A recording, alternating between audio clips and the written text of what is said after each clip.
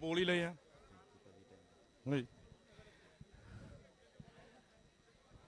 बहुत ही मानते सत्कार दे योग मुख्यमंत्री पंजाब कैप्टन अमरिंदर सिंह जी साडे विच पहुंच चुके ने।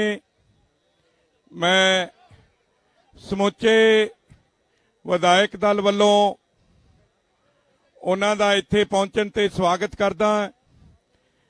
साडे विच बहुत ही सत्कारयोग सारे ही MP साहबान पहुंचे ने, सारे ही MLA साहबान, सारे ही दूसरे दलों के MLA साहबान।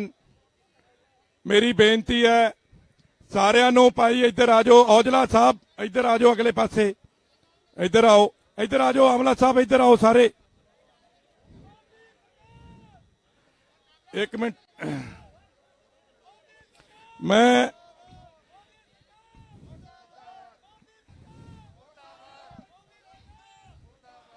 किसान मजदूर एकता, किसान मजदूर एकता, मोदी सरकार मुर्दाबाद, मोदी सरकार मुर्दाबाद, किसान मजदूर एकता जिंदाबाद।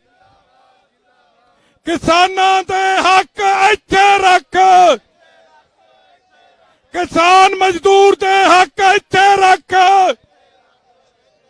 हिटलरी मोदी सरकार मुर्दाबाद, हिटलरी मोदी सरकार मुर्दाबाद। मैं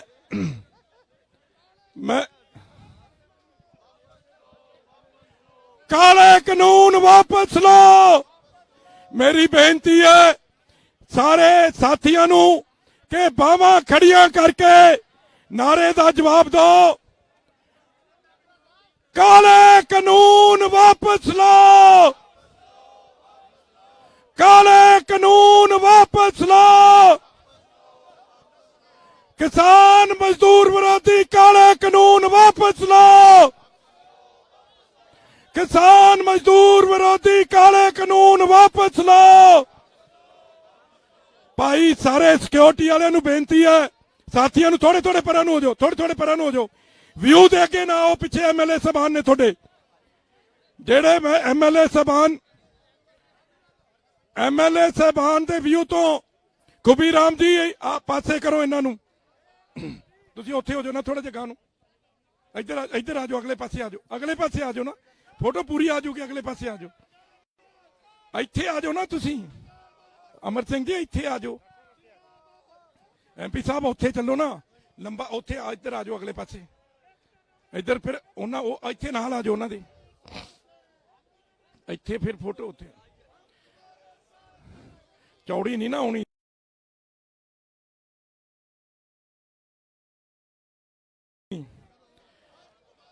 मैं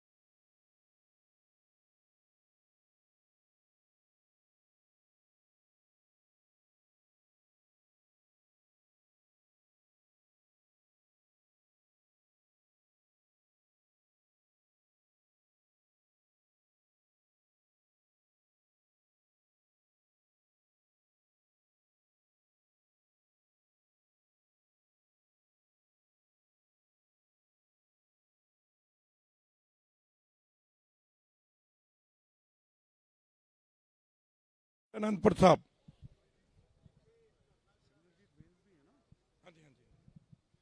सत्कारयोग पंजाब के मुख्यमंत्री कैप्टन अमरिंदर सिंह जी,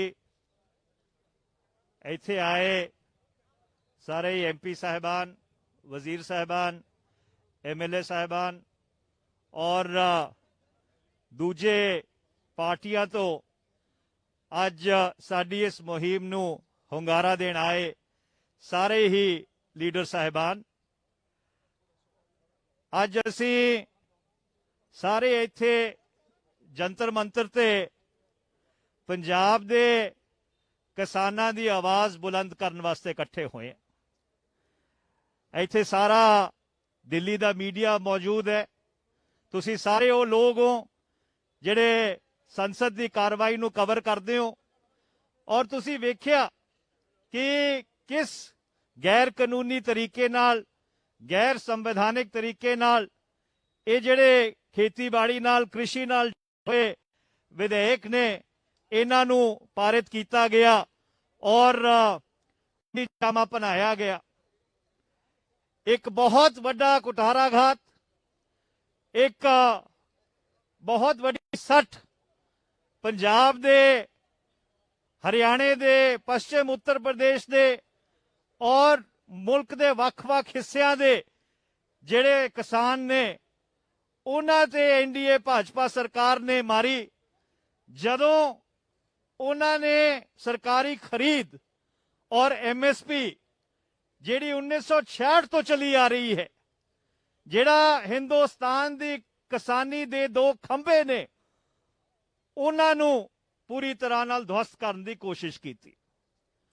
ਕੈਪਟਨ ਅਮਰਿੰਦਰ ਸਿੰਘ ਜੀ ਦੀ ਰਹਿਨੁਮਾਈ ਹੇਠ ਪੰਜਾਬ ਦੀ ਵਿਧਾਨ ਸਭਾ ਨੇ ਪੰਜਾਬ ਦੇ ਕਿਸਾਨਾਂ ਦੇ ਹੱਕਾਂ ਨੂੰ ਪ੍ਰੋਟੈਕਟ ਕਰਨ ਵਾਸਤੇ, ਉਹਨਾਂ ਦੇ ਹੱਕਾਂ ਦੀ ਰਾਖੀ ਕਰਨ ਵਾਸਤੇ ਬਹੁਤ ਹੀ ਕ੍ਰਾਂਤੀਕਾਰੀ ਕਦਮ ਉਠਾਏ ਔਰ ਆਪਣੇ ਸੰਵਿਧਾਨਿਕ ਅਖਤਿਆਰ ਦਾ ਉਪਯੋਗ ਕਰਦੇ ਹੋਏ ਵਿਧਾਨ ਸਭਾ ਦੇ ਵਿੱਚ ਸਰਬਸੰਮਤੀ ਨਾਲ ਬਿੱਲ ਪਾਸ ਕੀਤੇ। ਉਹ ਬਿੱਲ ਹੁਣ ਕੇਂਦਰ ਸਰਕਾਰ ਕੋਲ ਨੇ, ਕਿਉਂਕਿ ਪੰਜਾਬ ਦੇ ਜਿੰਨੇ ਵਿਧਾਇਕ ਨੇ, ਦੋ ਭਾਜਪਾ ਦੇ ਵਿਧਾਇਕਾਂ ਨੂੰ ਛੱਡ ਕੇ ਉਹਨਾਂ ਸਾਰਿਆਂ ਨੇ ਉਹਨਾਂ ਬਿੱਲਾਂ ਦੀ ਹਮਾਇਤ ਕੀਤੀ ਹੈ। ਅੱਜ ਅਸੀਂ ਇਸ ਆਪਣੀ ਮੁਹਿੰਮ ਦੇ ਰਾਹੀਂ ਪ੍ਰਧਾਨ ਮੰਤਰੀ ਜੀ ਨੂੰ ਔਰ ਰਾਸ਼ਟਰਪਤੀ ਜੀ ਨੂੰ ਇਹ ਸੁਨੇਹਾ ਦੇਣਾ ਚਾਹੁੰਦੇ ਹਾਂ ਕਿ ਉਹਨਾਂ ਬਿੱਲਾਂ ਨੂੰ ਜਲਦ ਤੋਂ ਜਲਦ ਪਾਰਿਤ ਕੀਤਾ ਜਾਵੇ, ਉਹਨਾਂ ਨੂੰ ਸਹਿਮਤੀ ਦਿੱਤੀ ਜਾਵੇ, ਜਿਹਦੇ ਨਾਲ ਉਹ ਕਾਨੂੰਨ ਬਣ ਜਾਣ।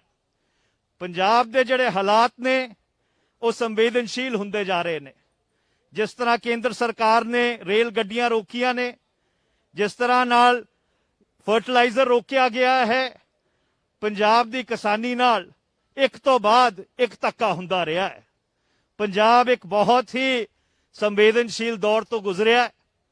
1980 ਤੋਂ ਲੈ ਕੇ 1995 ਤੱਕ ਪੰਜਾਬ ਦੀ ਅਮਨ ਸ਼ਾਂਤੀ ਨੂੰ ਭੰਗ ਕਰਨ ਵਾਸਤੇ ਇਹੋ ਜਿਹੀਆਂ ਬਾਹਰੀ ਤਾਕਤਾਂ ਨਿਰੰਤਰ ਔਰ ਲਗਾਤਾਰ ਕੋਸ਼ਿਸ਼ ਕਰਦੀਆਂ ਰਹਿੰਦੀਆਂ ਨੇ, ਔਰ ਇਸ ਲਈ ਪੰਜਾਬ ਦੀ ਵਿਸ਼ੇਸ਼ ਪਰਿਸਥਿਤੀ ਨੂੰ ਦੇਖਦੇ ਹੋਏ ਇਹ ਸਰਹੱਦ ਦਾ ਸੂਬਾ ਹੈ, उस चीज को संज्ञान च लेंदे हुए असि प्रधानमंत्री जी नु हम प्रधानमंत्री जी को ये निवेदन करना चाहते हैं कि इस परिस्थिति को आप एक सामान्य तरीके से बदलें। पंजाब में परिस्थितियां बहुत जल्दी बदल जाती हैं और बहुत जल्दी संवेदनशील हो जाती हैं, और इसलिए पंजाब की किसानी की रक्षा भारत के सर्वोच्च राष्ट्रीय हित की रक्षा है।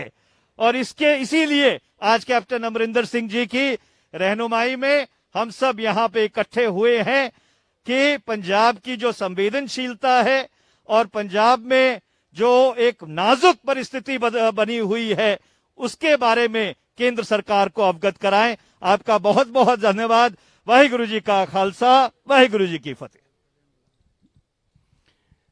मैं ਹੁਣ ਬੇਨਤੀ ਕਰਦਾ ਹਾਂ ਸਰਦਾਰ ਸੁਖਪਾਲ ਸਿੰਘ ਜੀ ਖਹਿਰਾ ਐਮਐਲਏ ਭੁਲੱਥ, ਉਹ ਆਉਣ ਤੇ ਆਪਣੀ ਗੱਲ ਆ ਕੇ ਰੱਖਣ। ਸਰਦਾਰ ਸੁਖਪਾਲ ਸਿੰਘ ਜੀ ਖਹਿਰਾ।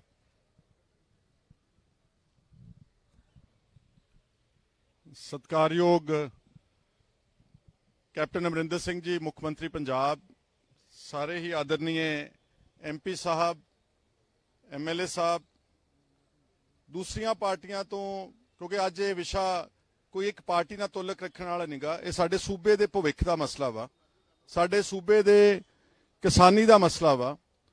ਇਸ ਲਈ ਛੋਟੀਆਂ ਮੋਟੇ ਆਪਣੇ ਜਿਹੜੇ ਆਪਸ ਵਿੱਚ ਕੋਈ ਸਾਡੇ ਆਪਸ 'ਚ ਕੋਈ ਡਿਫਰੈਂਸਸ ਨੇ ਉਹਨਾਂ ਨੂੰ ਪਰੇ ਕਰਕੇ ਅੱਜ ਅਸੀਂ ਸਾਰੇ ਪੰਜਾਬ ਦੀ ਆਵਾਜ਼ ਦਿੱਲੀ ਦੇ ਇਸ ਜੰਤਰ ਮੰਤਰ ਵਿੱਚ ਆਪਣਾ ਦੁੱਖ ਰੋਣ ਵਾਸਤੇ ਇਕੱਤਰ ਹੋਏ ਹਾਂ। ਸਭ ਤੋਂ ਪਹਿਲਾਂ ਤਾਂ ਮੈਂ ਇਹ ਕਹੂੰਗਾ ਕਿ ਮੋਦੀ ਸਾਹਿਬ ਦੀ ਸਰਕਾਰ, ਬੀਜੇਪੀ ਦੀ ਸਰਕਾਰ ਇੱਕ ਤਾਨਾਸ਼ਾਹੀ ਰਵੱਈਆ ਅਖਤਿਆਰ ਕਰ ਚੁੱਕੀ ਹੈ। ਜਿਸ ਤਰ੍ਹਾਂ ਕਿਸੇ ਵੇਲੇ ਅੰਗਰੇਜ਼ ਜਾਂ ਜਿਹੜੇ ਮੁਗਲ ਧਾੜਵੀ ਆਉਂਦੇ ਸੀ ਪੰਜਾਬ ਦੇ ਨਾਲ ਧੋਖਾ ਕਰਦੇ ਸੀ, ਧੱਕਾ ਕਰਦੇ ਸੀਗੇ, ਅੱਜ ਉਹ ਰਵੱਈਆ ਸਾਡੀ ਆਪਣੀ ਕੇਂਦਰ ਦੀ ਸਰਕਾਰ, ਜਿਹਨੂੰ ਬਹੁਤ ਸਾਰੇ ਪੰਜਾਬ ਦੇ ਲੋਕਾਂ ਨੇ ਵੋਟ ਪਾ ਕੇ ਉਹਨਾਂ ਨੂੰ ਪ੍ਰਧਾਨ ਮੰਤਰੀ ਤੱਕ ਦੀ ਕੁਰਸੀ ਤੇ ਪਹੁੰਚਾਇਆ, ਬਜਾਏ ਕਿ ਉਹ ਕਿਸਾਨਾਂ ਦੀਆਂ ਜਾਇਜ਼ ਗੱਲਾਂ ਨੂੰ ਸਵੀਕਾਰ ਕਰਨ, ਉਹਨਾਂ ਨੂੰ ਇੱਕ ਗੱਲਬਾਤ ਵਾਸਤੇ ਦਿੱਲੀ ਬੁਲਾ ਕੇ ਉਹਨਾਂ ਨਾਲ ਬੈਠ ਕੇ ਉਹਨਾਂ ਦੀ ਗੱਲ ਤਸੱਲੀ ਕਰਾਉਣ, ਉਹਨਾਂ ਨੇ ਉਲਟਾ ਸਬਕ ਸਿਖਾਉਣ ਦੀ ਨੀਤੀ ਅਪਣਾ ਲਈ ਹੈ। ਉਹਨਾਂ ਨੇ ਪੰਜਾਬ ਦੇ ਨਾਲ ਜਿੱਦਾਂ ਇੱਕ ਉਹਨੂੰ ਟੀਚਰ ਕਰਨ ਦੀ ਨੀਤੀ ਅਖਤਿਆਰ ਕਰ ਲਈ ਹੈ। ਜਿਸ ਤਰ੍ਹਾਂ ਹੁਣੇ ਬੋਲ ਕੇ ਗਏ ਐਮਪੀ ਸਾਹਿਬ, ਸਾਡੀਆਂ ਜਿਹੜੀਆਂ ਐਸੈਂਸ਼ੀਅਲ ਕਮੋਡਿਟੀਜ਼ ਆ, ਜੋ ਪੰਜਾਬ ਨੂੰ ਖਾਦ ਚਾਹੀਦੀ ਆ, ਕੋਲਾ ਚਾਹੀਦਾ ਵਾ, ਦੀਵਾਲੀ ਦਾ ਤਿਉਹਾਰ ਆ ਰਿਹਾ, ਬਹੁਤ ਸਾਰੀਆਂ ਜ਼ਰੂਰੀ ਵਸਤੂਆਂ ਦੀ ਲੋੜ ਆ, ਸਾਡੀਆਂ ਟ੍ਰੇਨਾਂ ਰੋਕ ਦਿੱਤੀਆਂ ਨੇ। ਸਾਡੇ ਪੰਜਾਬ ਦਾ ਜਿਹੜਾ ਅਸੀਂ ਇਸ ਦੇਸ਼ ਨੂੰ ਚਲਾਉਣ ਵਾਸਤੇ ਟੈਕਸ ਅਦਾ ਕਰਦੇ ਆ, ਸਾਡਾ GST ਦਾ ਬਕਾਇਆ 9,500 ਕਰੋੜ ਰੁਪਇਆ ਰੋਕ ਛੱਡਿਆ ਵਾ। ਰੂਰਲ ਡਿਵੈਲਪਮੈਂਟ ਫੰਡ ਜਿਹੜਾ 1100 ਕਰੋੜ ਰੁਪਇਆ ਜੋ ਸਾਡਾ ਇੱਕ ਅਧਿਕਾਰ ਸੀਗਾ ਇਸ ਪ੍ਰਣਾਲੀ ਦੇ ਤਹਿਤ, ਉਹ ਸਾਡਾ ਉਹ ਰੋਕ ਦਿੱਤਾ ਵਾ। ਔਰ ਇੱਥੇ ਹੀ ਬਸ ਨਹੀਂ, ਹੁਣ ਉਹ ਕਹਿੰਦੇ ਹੁੰਦੇ ਨੇ ਕਿ ਕੁੱਟਦੇ ਵੀ ਨੇ ਤੇ ਸਾਨੂੰ ਰੋਣ ਵੀ ਨਹੀਂ ਦਿੰਦੇ। ਅੱਜ ਰਾਜਘਾਟ ਨਹੀਂ ਜਾਣ ਦੇਣਾ। ਰਾਸ਼ਟਰਪਤੀ ਇਸ ਦੇਸ਼ ਦਾ ਕਿਸੇ ਇੱਕ ਪਾਰਟੀ ਵਿਸ਼ੇਸ਼ ਦਾ ਰਾਸ਼ਟਰਪਤੀ ਨਹੀਂ ਹੁੰਦਾ, ਲੇਕਿਨ ਉਹਨਾਂ ਨੇ ਇੱਕ ਚੁਣੇ ਹੋਏ ਨੁਮਾਇੰਦਿਆਂ ਨੂੰ, ਇੱਕ ਪੰਜਾਬ ਦੀ 115 ਨੁਮਾਇੰਦਿਆਂ ਦਾ ਮਤਾ ਪਾਸ ਕੀਤਾ ਹੋਇਆ, 3.25 ਕਰੋੜ ਲੋਕਾਂ ਦੇ ਜਜ਼ਬਾਤਾਂ ਦੀ ਤਰਜਮਾਨੀ ਕਰਦਾ ਇਹ ਮਤਾ, ਉਹਨਾਂ ਨੇ ਮਿਲਣ ਤੋਂ ਇਨਕਾਰੀ ਕਰ ਦਿੱਤਾ। ਇਹਦੇ ਨਾਲੋਂ ਜ਼ਿਆਦਾ ਅਫਸੋਸਨਾਕ ਗੱਲ ਨਹੀਂ ਹੋ ਸਕਦੀ। ਸਾਨੂੰ ਤਾਂ ਐਂ ਲੱਗਦਾ ਵਾ ਪੰਜਾਬ ਵਾਲਿਆਂ ਨੂੰ ਜਿੱਦਾਂ ਅਸੀਂ ਭਾਰਤ ਦਾ ਸੂਬਾ ਨਾ ਹੋ ਕੇ ਕਿਸੇ ਦੁਸ਼ਮਣ ਦੇਸ਼ ਦਾ ਸੂਬਾ ਹੋ ਗਏ ਆ। ਮੋਦੀ ਸਾਹਿਬ ਦਾ ਰਵੱਈਆ ਸਾਡੇ ਪ੍ਰਤੀ ਇਦਾਂ ਜਿੱਦਾਂ ਅਸੀਂ ਪਾਕਿਸਤਾਨ ਦਾ ਕੋਈ ਸੂਬਾ ਹੋਣਾ, ਇਹ ਬਹੁਤ ਮਾੜੀ ਗੱਲ ਹੈ ਉਹਨਾਂ ਵਾਸਤੇ। ਇਹ ਦੇਸ਼ ਦੀ ਜਮਹੂਰੀਅਤ ਵਾਸਤੇ ਖਤਰੇ ਦੀ ਘੰਟੀ ਆ। ਇਹ ਦੇਸ਼ ਦੇ ਜੋ ਆਉਣ ਵਾਲਾ ਸਮਾਂ, ਇਹ ਜਿੱਦਾਂ ਕਹਿ ਕੇ ਗਏ ਨੇ, ਪੰਜਾਬ ਅੱਜ ਦਾ ਨਹੀਂ ਬਹੁਤ ਅਰਸੇ ਤੋਂ ਸ਼ਿਕਾਰ ਹੋਇਆ ਵਿਤਕਰਿਆਂ ਦਾ। ਸਾਡਾ ਪਾਣੀ ਖੋ ਕੇ ਲੈ ਗਏ, ਸਾਡੀ ਭਾਸ਼ਾ ਦੇ ਨਾਲ ਵਿਤਕਰਾ ਹੋ ਰਿਹਾ, ਸਾਡੀ ਜਿਹੜੀ ਜ਼ਮੀਨ ਹੈ, ਸਾਰੇ ਨੈਸ਼ਨਲ ਮੀਡੀਆ ਨੂੰ ਮੈਂ ਦੱਸਣਾ ਚਾਹੁੰਦਾ ਕਿ ਅੱਜ ਸਾਡੀ ਗ੍ਰੀਨ ਰੈਵੋਲੂਸ਼ਨ ਤੋਂ ਲੈ ਕੇ ਜਿਹੜੀ ਸਾਡੇ ਜੋ ਪੈਦਾਵਾਰ ਕੀਤੀ ਗਈ ਅਨਾਜ ਦੀ, ਜਿਹਦੇ ਨਾਲ ਸਾਰੇ ਭਾਰਤ ਦਾ ਢਿੱਡ ਭਰਿਆ, ਲੇਕਿਨ ਸਾਡੇ ਕੁਦਰਤੀ ਸਰੋਤ ਸਾਰੇ ਪੰਜਾਬ ਦੇ ਖਰਾਬ ਹੋ ਚੁੱਕੇ ਨੇ। ਸਾਡੇ ਪੰਜਾਬ ਦੀ ਧਰਤੀ ਇੰਨਾ ਜ਼ਿਆਦਾ ਕੀਟਨਾਸ਼ਕ, ਫਰਟੀਲਾਈਜ਼ਰ, ਖਾਦਾਂ, ਕੀੜੇ ਮਾਰ ਦਵਾਈਆਂ ਇੰਨੀਆਂ ਜ਼ਿਆਦਾ ਪਾਉਣੀਆਂ ਪਈਆਂ ਸਾਨੂੰ ਕਈ ਦਹਾਕਿਆਂ ਤੋਂ ਕਿ ਅੱਜ ਪੰਜਾਬ ਜਿਹੜਾ ਵਾ ਉਹਦਾ ਸਾਰਾ ਜ਼ਮੀਨ ਨੀਚਲਾ ਪਾਣੀ ਜਿਹੜਾ ਉਹ ਜ਼ਹਿਰੀਲਾ ਹੋ ਚੁੱਕਿਆ ਵਾ, ਕੰਟੈਮੀਨੇਟ ਹੋ ਚੁੱਕਿਆ ਵਾ। ਔਰ ਉਹਦਾ ਨਤੀਜੇ ਵਜੋਂ ਸਭ ਤੋਂ ਜ਼ਿਆਦਾ ਕੈਂਸਰ ਨਾ ਸਿਰਫ ਮਾਲਵੇ ਦੀ ਧਰਤੀ ਤੇ ਪੰਜਾਬ ਦੇ, ਬਲਕਿ ਸੂਬੇ ਸਾਰੇ ਪੰਜਾਬ ਦੇ ਵਿੱਚ ਅੱਜ ਕੈਂਸਰ ਬਹੁਤ ਵੱਡੇ ਪੱਧਰ ਦੇ ਉੱਤੇ ਫੈਲ ਚੁੱਕਾ ਵਾ। ਕੌਣ ਜ਼ਿੰਮੇਵਾਰ ਆ? ਜਿਨ੍ਹਾਂ ਲੋਕਾਂ ਨੇ ਆਪਣੀਆਂ ਜਾਨਾਂ ਗਵਾ ਲਈਆਂ, ਜਿਹੜੇ ਕਿਸਾਨਾਂ ਨੇ ਇਸ ਦੇਸ਼ ਦਾ ਅਨਾਜ ਦਾ ਭੰਡਾਰ ਭਰਨ ਲਈ ਆਪਣਾ ਸਭ ਕੁਝ ਦਾਅ ਤੇ ਲਾ ਦਿੱਤਾ। ਅੱਜ ਪੰਜਾਬ ਦਾ ਕਿਸਾਨ 1 ਲੱਖ ਕਰੋੜ ਰੁਪਏ ਦਾ ਕਰਜ਼ਈ ਆ। ਅੱਜ ਪੰਜਾਬ ਦਾ ਕਿਸਾਨ ਆਤਮ ਹੱਤਿਆਵਾਂ ਕਰ ਰਿਹਾ ਵਾ। ਇੱਕ ਐਕਟਰ ਸੁਸ਼ਾਂਤ ਰਾਜਪੂਤ ਕੋਈ ਆਤਮ ਹੱਤਿਆ ਕਰਦਾ, ਸਾਰੇ ਦੇਸ਼ ਦਾ ਮੀਡੀਆ ਕਈ ਮਹੀਨੇ ਉਸ ਆਤਮ ਹੱਤਿਆ ਤੇ ਚਰਚਾ ਕਰਦੀ ਆ। CBI ਦੀ ਜਾਂਚ ਹੁੰਦੀ ਆ, ED ਦੀ ਜਾਂਚ ਹੁੰਦੀ ਆ, ਸੁਪਰੀਮ ਕੋਰਟ ਉਸ ਦੀ ਕੌਗਨੀਜੈਂਸ ਲੈਂਦਾ, ਤੇ ਪੰਜਾਬ ਦੇ ਵਿੱਚ ਮੇਰੇ ਸਤਿਕਾਰਯੋਗ ਮੀਡੀਆ ਦੇ ਸਾਰੇ ਭੈਣੋ ਭਰਾਓ, ਹਜ਼ਾਰਾਂ ਲੋਕਾਂ ਨੇ ਆਤਮ ਹੱਤਿਆ ਕੀਤੀ ਆ। ਕਿਸੇ ਸੁਪਰੀਮ ਕੋਰਟ ਨੇ, ਕਿਸੇ ED, ਕਿਸੇ CBI, ਕਿਸੇ ਕੇਂਦਰ ਦੀ ਸਰਕਾਰ ਨੇ ਇਹ ਵੀ ਨਹੀਂ ਮੁਨਾਸਬ ਸਮਝਿਆ ਕਿ ਅਸੀਂ ਇਹਨਾਂ ਦਾ ਹਾਲ ਹੀ ਪੁੱਛ ਲਈਏ ਜਾ ਕੇ। ਇਹ ਅੱਜ ਪੰਜਾਬ ਦੇ ਸਾਡੇ ਹਾਲਾਤ ਨੇ। ਔਰ ਪੰਜਾਬ ਦਾ ਕਿਸਾਨ ਬਹਾਦਰ ਦੇਖੋ 2-3 ਮਹੀਨਿਆਂ ਤੋਂ ਸੰਘਰਸ਼ ਕਰ ਰਿਹਾ, ਅੱਜ ਤੱਕ ਕਿਸੇ ਦੇ ਚੀਚੀ ਦੇ ਉੱਤੇ ਸੱਟ ਵੀ ਨਹੀਂ ਲੱਗਣ ਦਿੱਤੀ ਉਹਨਾਂ ਲੋਕਾਂ ਨੇ, ਬਿਲਕੁਲ ਸ਼ਾਂਤਮਈ। ਲੇਕਿਨ ਕੇਂਦਰ ਦੀ ਸਰਕਾਰ ਉਸਕਾ ਰਹੀ ਆ, ਜਿੱਦਾਂ ਉਕਸਾ ਰਹੀ ਆ ਕਿ ਇਹਨਾਂ ਨੂੰ, ਜਿੱਦਾਂ ਪੰਜਾਬੀ 'ਚ ਕਹਿੰਦੇ ਨੇ ਕਿ ਟਿਚਰਾ ਕਰੋ ਇਹਨਾਂ ਨਾਲ, ਹੋਰ ਇਹਨਾਂ ਨੂੰ ਚੜਾਓ ਤਾਂ ਕਿ ਇਹ ਕੋਈ ਹਿੰਸਕ ਰੁਖ ਅਖਤਿਆਰ ਕਰ ਸਕੇ ਸਾਡਾ ਸੂਬਾ। ਔਰ ਮੈਂ ਕਹਿਣਾ ਚਾਹੁੰਦਾ ਇੱਥੋਂ ਮੀਡੀਆ ਦੇ ਜ਼ਰੀਏ ਸਾਰੇ ਐਮਐਲਏ ਸਤਿਕਾਰਯੋਗ ਬੈਠੇ ਨੇ 80 ਦੇ ਦਹਾਕੇ ਵਿੱਚ ਜੋ ਪੰਜਾਬ ਨੇ ਸੰਤਾਪ ਹੰਢਾਇਆ, ਕੇਂਦਰ ਦੀ ਸਰਕਾਰ ਦੀ ਵਿਤਕਰੇ ਵਾਲੀਆਂ ਨੀਤੀਆਂ ਸਾਨੂੰ ਉਧਰ ਨੂੰ ਧੱਕ ਰਹੀਆਂ ਨੇ। ਔਰ ਜੇ ਕੱਲ ਨੂੰ ਪੰਜਾਬ ਅਰਾਜਕਤਾ ਵੱਲ ਗਿਆ, ਕੋਈ ਕਿਸੇ ਦੇ ਨਾਲ ਭੰਨਤੋੜ ਹੋਈ, ਕੋਈ ਕਤਲੋਗਾਰਤ ਹੋਈ, ਤੇ ਮੋਦੀ ਸਾਹਿਬ ਤੇ ਬੀਜੇਪੀ ਦੇ ਸਰਕਾਰ ਇਹ ਲੋਕ ਇੱਥੋਂ ਦੇ ਲੋਕ ਜ਼ਿੰਮੇਵਾਰ ਹੋਣਗੇ। ਇਸ ਲਈ ਇਸ ਨੂੰ ਜਿੰਨੀ ਛੇਤੀ ਹੋ ਸਕੇ ਕਿਸਾਨਾਂ ਦੇ ਮਸਲਿਆਂ ਨੂੰ ਮੰਗਦੇ ਕੀ ਨੇ ਵਿਚਾਰੇ, ਮੰਗਦੇ ਮਿਨੀਮਮ ਸਪੋਰਟ ਪ੍ਰਾਈਸ ਦੀ ਪ੍ਰਣਾਲੀ, ਜਿਹੜਾ ਤੁਹਾਨੂੰ ਦੱਸ ਕੇ ਗਏ ਨੇ ਤਿਵਾੜੀ ਸਾਹਿਬ ਕਿ 1966 ਤੋਂ ਪ੍ਰਚਲਿਤ ਹੈ। ਔਰ ਕਿਹੜੀ ਪ੍ਰਣਾਲੀ ਜਿਸ ਨੇ ਉਹਨਾਂ ਨੂੰ 1 ਲੱਖ ਕਰੋੜ ਦਾ ਕਰਜ਼ਾ ਹੀ ਕੀਤਾ ਵਾ। ਭੋਲੇ ਇੰਨੇ ਨੇ ਕਿਸਾਨ, ਮੰਗਣਾ ਤਾਂ ਸਾਨੂੰ ਚਾਹੀਦਾ। ਸਵਾਮੀਨਾਥਨ ਕਮੇਟੀ ਦੀ ਰਿਪੋਰਟ ਦੀ ਰਿਕਮੈਂਡੇਸ਼ਨਸ, ਅੱਜ ਕਣਕ ਦਾ ਭਾਅ ਜਿਹੜਾ 1 ਕੁਇੰਟਲ 1900 2000 ਰੁਪਏ ਵਾ, ਸਵਾਮੀਨਾਥਨ ਕਮੇਟੀ ਦੀ ਰਿਪੋਰਟ ਦੇ ਫਾਰਮੂਲੇ ਹਿਸਾਬ ਦੇ ਨਾਲ 7000 ਰੁਪਏ ਕੁਇੰਟਲ ਹੋਣਾ ਚਾਹੀਦਾ ਵਾ। 5000 ਰੁਪਏ ਪ੍ਰਤੀ ਕੁਇੰਟਲ ਦਾ ਘਾਟਾ ਖਾ ਕੇ ਇਸ ਦੇਸ਼ ਦੇ ਅਨਾਜ ਦੇ ਭੰਡਾਰ ਨੂੰ ਭਰਨ ਵਾਸਤੇ ਕਿਸਾਨ ਸਭ ਕੁਝ ਦਾਅ ਤੇ ਲਾ ਰਿਹਾ, ਸਭ ਕੁਝ ਲੁਟਾ ਰਿਹਾ। ਉਹਨਾਂ ਦੇ ਘਰਾਂ ਦੇ ਹਾਲਤ ਦੇਖੋ ਜਾ ਕੇ ਤੁਸੀਂ। ਪੰਜਾਬ ਦਾ 3.25 ਕਰੋੜ ਆਬਾਦੀ ਚੋਂ 60-70 ਲੱਖ ਪੰਜਾਬੀ ਵਿਦੇਸ਼ਾਂ ਨੂੰ ਭੱਜ ਚੁੱਕਾ ਵਾ। ਸਾਡੇ ਨੌਜਵਾਨਾਂ ਦੇ ਕੋਲ ਜੌਬਸ ਨਹੀਂ ਗਈਆਂ, ਸਾਡੇ ਨੌਜਵਾਨਾਂ ਦੇ ਕੋਲ ਕੋਈ ਭਵਿੱਖ ਨਹੀਂਗਾ। ਇੱਕ ਰੋਟੀ ਖਾਣ ਦਾ ਸਾਧਨ ਖੇਤੀ, ਜਿਹਦੇ ਤੋਂ ਉਹ ਆਪਣੀ ਜ਼ਿੰਦਗੀ ਦੀ ਕਮਾਈ ਕਰ ਸਕਦੇ ਸੀਗੇ, ਮੋਦੀ ਸਾਹਿਬ ਉਹਨਾਂ ਦੇ ਮੂੰਹਾਂ ਵਿੱਚੋਂ, ਕਿਸਾਨਾਂ ਦੇ ਮੂੰਹਾਂ ਚੋਂ ਬੁਰਕੀਆਂ ਖੋ ਰਹੇ ਨੇ ਮੇਰੇ ਵੀਰੋ। ਇਸ ਲਈ ਇਹ ਬਹੁਤ ਮਾੜੇ ਸੰਕੇਤ ਨੇ। ਔਰ ਸਾਡੀ ਸਰਕਾਰ ਬੈਠੀ ਪੰਜਾਬ ਦੀ, ਸਾਡਾ ਹੱਕੀ ਪੈਸਾ ਜਿਹੜਾ GST ਦਾ, RDF ਦਾ ਤੁਰੰਤ ਰਿਲੀਜ਼ ਕੀਤਾ ਜਾਵੇ। ਸਾਡੇ 3.25 ਲੱਖ ਕਰੋੜ ਰੁਪਏ ਦਾ ਕਰਜ਼ਾ ਸਟੇਟ ਦੇ ਉੱਤੇ, ਸਾਡੇ ਕੋਲ ਬੱਚਿਆਂ ਨੂੰ ਨੌਕਰੀ ਦੇਣ ਵਾਸਤੇ ਪੈਸੇ ਨਹੀਂਗੇ, ਸਾਡੇ ਕੋਲ ਆਪਣਾ ਵਿਆਜ ਦੇਣ ਵਾਸਤੇ ਪੈਸੇ ਨਹੀਂਗੇ, ਤੇ ਕੇਂਦਰ ਸਰਕਾਰ ਸਾਡੇ ਪੈਸੇ ਰੋਕ ਰਹੀ ਹੈ। ਔਰ ਇਸ ਤੋਂ ਅਖੀਰ 'ਚ ਮੈਂ ਕਹਿਣਾ ਚਾਹੁੰਦਾ ਇੱਕ ਗੱਲ ਕਿ ਦੇਖੋ ਆ ਸਾਰੇ ਬੈਠੇ ਨੇ, ਪੰਜਾਬ ਦੀ ਵਿਧਾਨ ਸਭਾ 'ਚ 20 ਅਕਤੂਬਰ ਨੂੰ 115 MLAs ਨੇ ਸਰਬਸੰਮਤੀ ਨਾਲ ਮਤਾ ਪਾਸ ਕੀਤਾ ਵਾ। MLAs ਨੇ, ਕੋਈ ਨਾ ਸਮਝ ਲੋਕਾਂ ਦਾ ਇਕੱਠ ਨਹੀਂ ਸੀਗਾ, ਪੜ੍ਹੇ ਲਿਖੇ ਵਿਧਾਨਕਾਰ, ਲਾਅ ਮੇਕਰਸ। ਅੱਜ ਸਾਡੇ ਵਿੱਚੋਂ ਦੋ ਧਿਰਾਂ, ਅਕਾਲੀ ਦਲ ਔਰ ਆਮ ਆਦਮੀ ਪਾਰਟੀ, ਜਾਣਬੁੱਝ ਕੇ ਇਸ ਪੰਜਾਬ ਦੇ ਕਿਸਾਨਾਂ ਦੀ ਮੁਹਿੰਮ ਨੂੰ ਕਮਜ਼ੋਰ ਕਰਨ ਵਾਸਤੇ, ਉਹਨੂੰ ਖੋਰਾ ਲਾਉਣ ਵਾਸਤੇ ਅੱਜ ਉਹ ਇਸ ਗੱਲ ਤੋਂ ਮੁੱਕਰ ਗਏ ਨੇ। ਔਰ ਕਹਿੰਦੇ ਰਾਸ਼ਟਰਪਤੀ ਨੂੰ ਮਿਲਣ ਦਾ ਕੀ ਫਾਇਦਾ ਵਾ। ਬਈ ਜੇ ਰਾਸ਼ਟਰਪਤੀ ਨੂੰ ਮਿਲਣ ਦਾ ਨਹੀਂ ਫਾਇਦਾ ਤੇ ਫਿਰ ਰੋਜ਼ ਗਵਰਨਰ ਪੰਜਾਬ ਦੇ ਕੋਲ, ਜਿੱਥੇ ਪੁਲਿਸ ਵਾਲੇ ਦਾ ਟੇਪ ਲਾ ਕੇ MLA ਨੂੰ ਗਵਰਨਰ ਤੱਕ ਜਾਣ ਵੀ ਨਹੀਂ ਦਿੰਦੇ, ਤੁਸੀਂ ਉੱਥੇ ਨਿਤ ਦਿਨ ਜਾ ਕੇ ਮੈਮੋਰੈਂਡਮ ਦੇ ਕੇ ਆਉਨੇ ਆ। ਉਹ ਜ਼ਿਆਦਾ, ਔਰ ਗਵਰਨਰ ਤਾਂ ਇਸ ਦੇਸ਼ ਦੀ ਸਰਕਾਰ ਦਾ ਇੱਕ ਏਜੰਟ ਆ, ਅਪਾਇੰਟਡ ਹੋਇਆ ਆਦਮੀ ਆ। ਰਾਸ਼ਟਰਪਤੀ ਦਾ ਫਿਰ ਵੀ ਇਸ ਦੇਸ਼ ਦਾ ਇੱਕ ਹੈਡ ਆ। ਔਰ ਅਕਾਲੀ ਦਲ ਦੇ ਬਹੁਤ ਦੁੱਖ ਦੀ ਗੱਲ, ਅਖੇ ਧੋਖਾ ਕਰ ਦਿੱਤਾ। ਅਸੀਂ ਸਾਰੇ ਉੱਥੇ ਗਵਾਹ ਆ, ਵਿਧਾਨ ਸਭਾ ਦੇ ਅੰਦਰ ਬੈਠੇ ਆ। ਕਿਸੇ ਅਕਾਲੀ ਲੀਡਰ ਨੇ, ਕਿਸੇ ਆਮ ਆਦਮੀ ਪਾਰਟੀ ਦੇ MLA ਨੇ ਇੱਕ ਸ਼ਬਦ ਵੀ ਇਹਨਾਂ ਕਾਨੂੰਨਾਂ ਦੇ ਖਿਲਾਫ ਨਹੀਂ ਬੋਲਿਆ ਅੰਦਰ। ਅਗਰ ਤੁਹਾਨੂੰ ਲੱਗ ਰਿਹਾ ਸੀ ਕਿ ਧੋਖਾ ਹੋ ਰਿਹਾ ਤੇ ਤੁਸੀਂ 10 ਘੰਟੇ ਬਹਿਸ ਚੱਲੀ ਆ, ਤੁਸੀਂ ਉੱਠ ਕੇ ਬਾਹਰ ਜਾ ਕੇ ਮੀਡੀਆ ਨੂੰ ਦੱਸ ਦਿੰਦੇ, ਨਹੀਂ ਕਰ ਸਕੇ। ਉਸ ਤੋਂ ਬਾਅਦ ਕਾਨੂੰਨ ਪਾਸ ਕਰਾਏ ਤੇ ਮੁੱਖ ਮੰਤਰੀ ਦੇ ਨਾਲ ਗਵਰਨਰ ਪੰਜਾਬ ਨੂੰ ਮਿਲਣ ਵਾਸਤੇ ਆਪ ਗਏ ਨੇ ਉੱਥੇ, ਤੇ ਹੁਣ ਕਹਿੰਦੇ ਧੋਖਾ ਹੋ ਗਿਆ ਵਾ। ਧੋਖਾ ਅਗਰ ਕਿਸੇ ਨੇ ਕੀਤਾ ਵਾ ਤਾਂ ਇਹ ਲੋਕ ਜਿਹੜੇ ਦੋਗਲੀ ਰਾਜਨੀਤੀ ਕਰ ਰਹੇ ਨੇ, ਅੰਦਰ ਕੁਝ, ਮੀਡੀਆ ਦੇ ਬਾਹਰ ਕੁਝ। ਔਰ ਜੋ ਇਹ ਇਲਜ਼ਾਮ ਲਾਉਂਦੇ ਨੇ ਕਿ ਫਲਾਨਾ ਬੀ ਟੀਮ ਆ ਬੀਜੇਪੀ ਦੀ, ਫਲਾਨਾ RSS ਦੀ ਬੀ ਟੀਮ ਆ, ਮੈਂ ਕਹਿਣਾ ਚਾਹੁੰਦਾ ਕਿ ਇਹ ਦੋਨੋਂ ਧਿਰਾਂ ਅੱਜ ਬੀਜੇਪੀ ਦੀ ਬੀ ਟੀਮ ਬਣ ਕੇ ਸਾਡੇ ਕਿਸਾਨਾਂ ਦੇ ਇਸ ਸੰਘਰਸ਼ ਨੂੰ ਕਮਜ਼ੋਰ ਕਰ ਰਹੀ ਆ। ਇਹ ਬੀ ਟੀਮ ਨੇ ਜਿਹੜੇ ਦੋ ਧਿਰਾਂ ਇੱਥੇ ਨਹੀਂ ਆਈਆਂ। ਅੰਤ ਵਿੱਚ ਮੈਂ ਇਹੀ ਕਹਿਣਾ ਚਾਹੁੰਦਾ ਮੁੱਖ ਮੰਤਰੀ ਸਾਹਿਬ ਨੂੰ ਕਿ ਇਸ ਸੰਘਰਸ਼ ਨੂੰ ਡੈਮੋਕ੍ਰੈਟਿਕ ਤਰੀਕੇ ਨਾਲ ਤੇ ਪੀਸਫੁਲ ਤਰੀਕੇ ਨਾਲ ਹੋਰ ਅੱਗੇ ਲੈ ਕੇ ਜਾਓ। ਇਸ ਅੱਜ ਦੇ ਧਰਨੇ ਤੋਂ ਬਾਅਦ ਇਸ ਨੂੰ, ਇਹਦੀ ਅੱਗੇ ਅੱਛੀ ਰਣਨੀਤੀ ਬਣਾਓ, ਜਿਹਦੇ ਨਾਲ ਅਸੀਂ ਆਪਣੇ ਅਧਿਕਾਰ, ਆਪਣੀਆਂ ਮੰਗਾਂ, ਆਪਣੇ ਪੈਸੇ, ਆਪਣੀਆਂ ਖਾਦਾਂ, ਆਪਣਾ ਕੋਲਾ, ਜੋ ਸਾਡਾ ਅਧਿਕਾਰ ਹੈ ਇਸ ਸੰਵਿਧਾਨ ਦੇ ਥੱਲੇ, ਉਸ ਨੂੰ ਅਸੀਂ ਹਾਸਲ ਕਰ ਸਕੀਏ ਔਰ ਕਿਸਾਨਾਂ ਨਾਲ ਹੋ ਰਿਹਾ ਜ਼ੁਲਮ ਉਸ ਨੂੰ ਰੋਕ ਸਕੀਏ। ਔਰ ਮੈਂ ਨਾਲ ਕਹੂੰਗਾ ਕਿ ਪੰਜਾਬ ਦੀ ਸਮੂਹ ਲੀਡਰਸ਼ਿਪ ਬੈਠੀ ਆ, ਇੱਕ ਗੱਲ ਅੱਛੀ ਤਰ੍ਹਾਂ ਸਮਝ ਲਿਓ ਕਿ ਪੰਜਾਬ ਦਾ ਜਿਹੜਾ ਇਹ ਕਰਜ਼ੇ ਦਾ ਮਸਲਾ ਹੈ, ਇਹ ਲੱਥਣਾ ਨਹੀਂਗਾ ਆਪਣੇ ਤੋਂ। ਜਦ ਤੱਕ ਤੁਸੀਂ ਕੋਈ ਵਿਲੱਖਣ ਸੋਚ ਵਿਚਾਰਧਾਰਾ ਨੂੰ ਅਪਣਾਉਂਦੇ ਨਹੀਂਗੇ। ਇੱਕ ਰਾਹ ਉਹਦੇ ਵਿੱਚ ਇਹ ਵੀ ਹੈ ਕਿ ਪੰਜਾਬ ਨੂੰ ਪਾਕਿਸਤਾਨ ਦੇ ਨਾਲ ਬਣਦੇ ਬਾਰਡਰ ਦਾ, ਜਿਹੜਾ ਟ੍ਰੇਡ ਦਾ ਬਾਰਡਰ ਆ, ਉਹ ਖੁੱਲਣਾ ਚਾਹੀਦਾ ਵਾ। ਕਿਉਂਕਿ ਅਸੀਂ ਲੈਂਡਲੌਕਡ ਸਟੇਟ ਆ, ਸਾਡੇ ਕੋਲ ਕੋਈ ਬੰਦਰਗਾਹ ਨਹੀਂ ਹੈ, ਸਾਡੇ ਕੋਲ ਕੋਈ ਸਾਧਨ ਨਹੀਂਗੇ।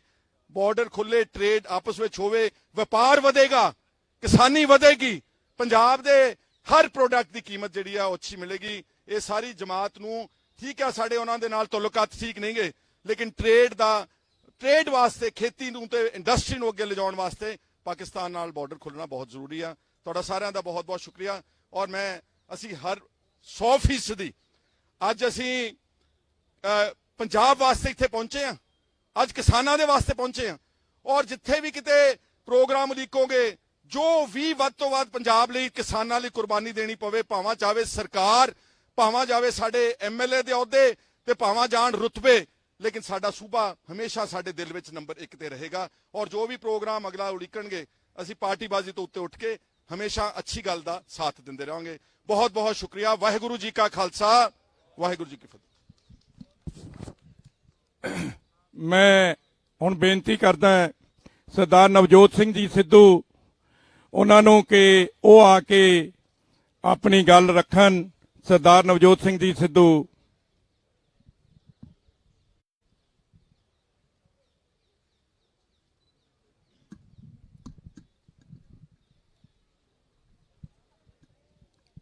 मानयोग चीफ मिनिस्टर साहब, मेरे साथी साहबान, बैंस साहब, खैरा साहब, थोड़ा खैर मकदम करना। सरकारों की नीयत में आ जाए फर्क, अगर नजारा चाहे जन्नत का क्यों ना हो, गर्क हो जाएगा। और आज मैं हिंदी में भी बात करूंगा क्योंकि मुझे पता है ये प्लेटफॉर्म क्या है। मैं जानता हूं कि गूंगी बहरी सरकार तक अगर आवाज पहुंचानी हो तो धमाका जरूरी है। ये धमाका ही है। ये मत समझिएगा कि ये 50 लोग बैठे हैं, एक एक आदमी के पीछे 2-2 लाख पंजाबी बोलता है इस मंच से, 2-2 लाख पंजाबी। और अगर कोई MP बैठा है तो 15 लाख लोग उसके पीछे बोलते हैं। तो ये हीरे हैं, ये पंजाब के चुने हुए नुमाइंदे हैं। मैंने बात नीयत की है, नीयत की। नीयत साहब नीति में दिखती है, और नीति सिर्फ 2 पूंजीपतियों के लिए बनाई गई है मोदी सरकार ने। आप अगर यह सोचते हो कि यह कानून सरकार किसानों के हक में बना रही है तो बहुत बड़ी गलतफहमी है। यह सिर्फ 2 पूंजीपतियों के हक में उन्हें रिमोट कंट्रोल देने के लिए कानून बनाए गए हैं। और मैं आज डंके की चोट पे यह कहता हूं, छाती ठोक के यह कहता हूं कि हम मरते मर जाएंगे, लेकिन अंबानी और अडानी को पंजाब में पैर नहीं धरने देंगे। ये लीडर हैं। 100 भेड़ों के आगे एक शेर लगाओ, भेड़ें शेर हो जाती हैं, और ये शेरों के आगे बब्बर शेर हैं। और इनके आगे मैं बात जो करने वाला हूं वो बड़ी पते की, और यहां वाजिब है। ई-नैम तो पहले भी था साहब, पहले भी ऑनलाइन ट्रेडिंग होती थी। आप मंडियों की बात करते हो, आप ये बात करते हो कि फ्री मार्केट होनी चाहिए, तो फिर यह कानून बनाने की क्यों जरूरत है? बाहर से ई-नैम होता था, ऑनलाइन ट्रेडिंग होती थी, ये कानून क्यों बनाए गए? ये कानून इसलिए बनाए गए कि पंजाब के किसान के कानूनी अख्तियार, कानूनी अधिकार पूरी तरह से छीन लिए जाएं। मैंने आज तक कोई ऐसा कानून नहीं देखा जो किसान को कोर्ट में जाने से रोकता है। ये वो कानून बनाया है मोदी साहब ने काला, जिससे किसान अगर उसका कोई डिस्प्यूट होता है तो वो कोर्ट में नहीं जा सकता, नंबर 1। नंबर 2, वो SDM के पास जाएगा या वो DC के पास जाएगा, जिसका कंट्रोल सेंटर की सरकार के पास होगा। और ये चुने हुए नुमाइंदे, ये रेस जिताने वाले घोड़े दर्शनी घोड़े बना दिए जाएंगे। इन चुने हुए नुमाइंदों को नकारा कर दिया जाएगा। ये मैंने देशों में सुना था कि 1-2 कंपनियां मोनोपोली बनाती हैं, और वो मोनोपोली बना के, जैसे ईस्ट इंडिया कंपनी राज किया करती थी, वो मोनोपोली बना के राज करती हैं। ये वही हो रहा है। ये रिमोट कंट्रोल ये गोरे अंग्रेजों के हाथ में नहीं, ये काले अंग्रेजों के हाथ में दिया जा रहा है। और ईस्ट इंडिया कंपनी की तरह ये पूरे का पूरा कंट्रोल हमें कठपुतलियां बनाने के लिए अंबानी और अडानी के हाथ में देने की ये साजिश है। उसका प्रमाण है 17 लाख करोड़ रुपए के एनपीए हैं, बैंकों को लुटा दिया। 17 लाख करोड़ रुपए के एनपीए आपने सारे बैंक लुटा दिए, किसी एक पे कार्रवाई हुई? पिछले से पिछले साल 5 लाख करोड़ रुपया आपने टैक्सों का छोड़ा। इन बड़े बड़े कॉरपोरेट्स को वो जब पैसे छोड़ते हो टैक्सों के 5-5 लाख करोड़ रुपए, तो आप कहते हो इंसेंटिव, और गरीब किसान को अगर 4 पैसे देते हो तो उसको कहते हो सब्सिडी। वाह वाह, 17 लाख करोड़ के एनपीए। पूछिए मोदी सरकार से क्या जवाबदेही बनाया है किसी को? 5 लाख करोड़ रुपए के रेवेन्यूज फोरगॉन बजट में आते हैं। ये तिवारी साहब बैठे हैं, एमपी साहिबान बैठे हैं, रेवेन्यूज फोरगॉन। वो रेवेन्यूज फोरगॉन आप छोड़ते हो, वो इंसेंटिव। और किसान की जो बनी बनाई इनकम थी, किसान क्यों डरा हुआ है? किसान इसलिए डरा हुआ है कि उसकी लागत बढ़ रही है, उसके खर्चे बढ़ रहे हैं, पेस्टिसाइड के ऊपर खर्चे बढ़ रहे हैं, पेट्रोल की कीमत बढ़ रही है।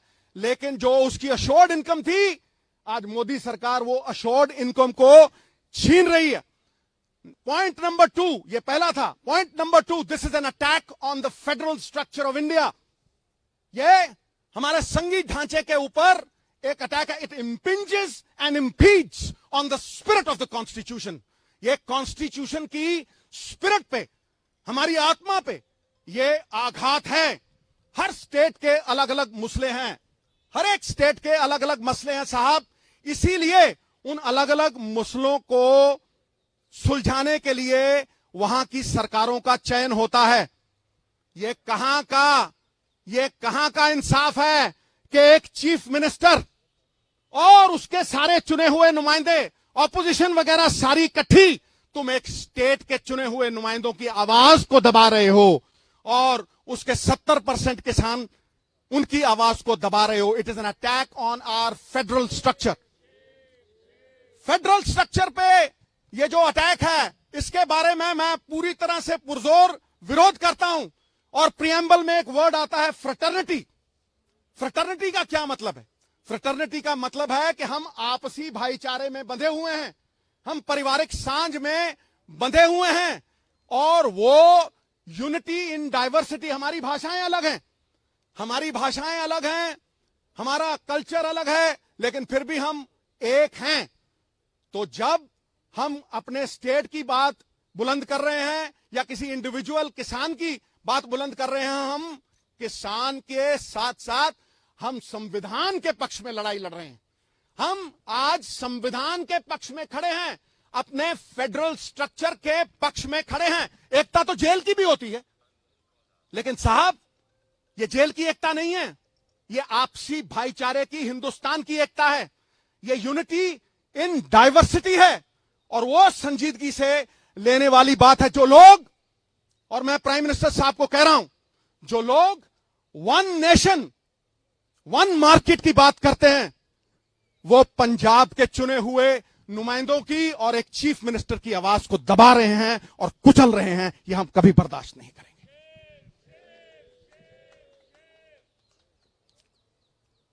जीएसटी की तरह यह पंजाब की इनकम पे वार है। तुम हमारे ही पैसे लेते हो, जीएसटी में तुमने फाइनेंशियल कंट्रोल ले लिया, और सारे पैसे स्टेट के बिहाफ पे तुमने वो इकट्ठे किए, और तुम हमें ही वो पैसे दे नहीं रहे। ये कहां का इंसाफ है भाई?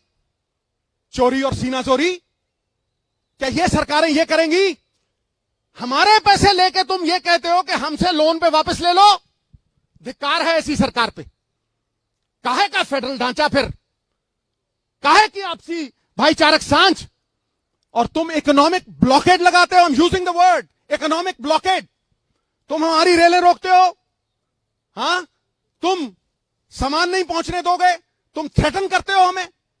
एक तो तुम हमारे किसान की, और ये किसानी is a way of life in Punjab, ये जीवन जीने का एक तरीका है, ये हमारी पगड़ी है। तुम हमारी पगड़ी को हाथ डालोगे तो वो हाथ तोड़ के डालेंगे। तुम्हारी पगड़ी को हाथ डालोगे, वो हमें मंजूर नहीं है। और मैं आज भी ये कहता हूं कि तुमने हमें सवेरे भी रोकने की कोशिश की। किसानी का संघर्ष जो है वो पवित्र संघर्ष है, झंडे में डंडे वाला संघर्ष है, नॉन वायलेंट संघर्ष है। तुम उस संघर्ष को बाहरी ताकतों के साथ जोड़ोगे तो तुम किसान का निरादर कर रहोगे, उसका अपमान करोगे, वो हम सहन नहीं करेंगे। अगली बात मैं कर रहा हूं, पहले आपने जीएसटी छीन लिया हमारी मंडियों से। 5,000 करोड़ रुपया, सीएम साहब बैठे हैं, बाकी लोग बैठे हैं, 5,000 करोड़, पिछले साल 4,000 करोड़, इस साल 5,000 करोड़ बाप दादाओं ने, हमारी पुश्तों ने, 4 पीढ़ियों ने मिलके वो इंफ्रास्ट्रक्चर खड़ा किया है।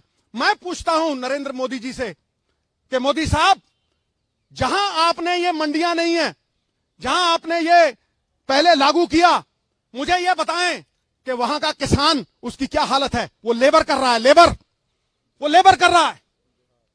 देखिए आप, मैं स्टेटों का नाम नहीं लेना चाहता क्योंकि वो भी सब में हमारी पगड़ी है, हम जानते हैं, लेकिन तुम हमारे किसानों को लेबर करवाओगे, इस पगड़ी को हम पैरों में नहीं लड़ने देंगे। और ये संघर्ष हमारा गहना बनेगा। मन्नू साडी दातरी, असी मन्नू दे सोए, जो जो मन्नू वडदा, असी धूण सवल्ले होए, असी धूण सवल्ले होए। चूने की छत के ऊपर जितने थप्पड़ मारोगे वो उतनी ही सख्त, उतनी ही तगड़ी होती जाएगी। ईंट को आग में डालोगे, सोने को आग में डालोगे, वो पक जाएगा और भी चमकेगा। मैं अगला पॉइंट जो है वो ये कह रहा हूं कि पहले आपने जीएसटी छीना, फिर आप हमारी मंडियों पे आ गए। 28,000 आड़तिया रजिस्टर्ड, 5 लाख मजदूर जो मंडियों में काम करता है, हमारे बाप दादाओं का बना हुआ इंफ्रास्ट्रक्चर, तुम उसे बर्बाद करने के ऊपर तुले हो। और जहां तुमने ये फ्री मार्केट लगाई है वहां किसान लेबर कर रहा है। उसके बाद मैं अगली बात करता हूं, क्या यह अकेले पंजाब की बात है? क्या ये अकेले सिर्फ चीफ मिनिस्टर की बात है या इन एमएलओ की बात है? नहीं, ये हर हिंदुस्तानी की बात है, क्योंकि फूड इन्फ्लेशन आएगी, भुखमरी आएगी। मैं कह रहा हूं आज, कैसे कह रहा हूं? क्योंकि आपने इस कानून में अंबानी और अडानी साहब जैसे लोगों को, होर्डिंग को लेजिटिमाइज कर दिया।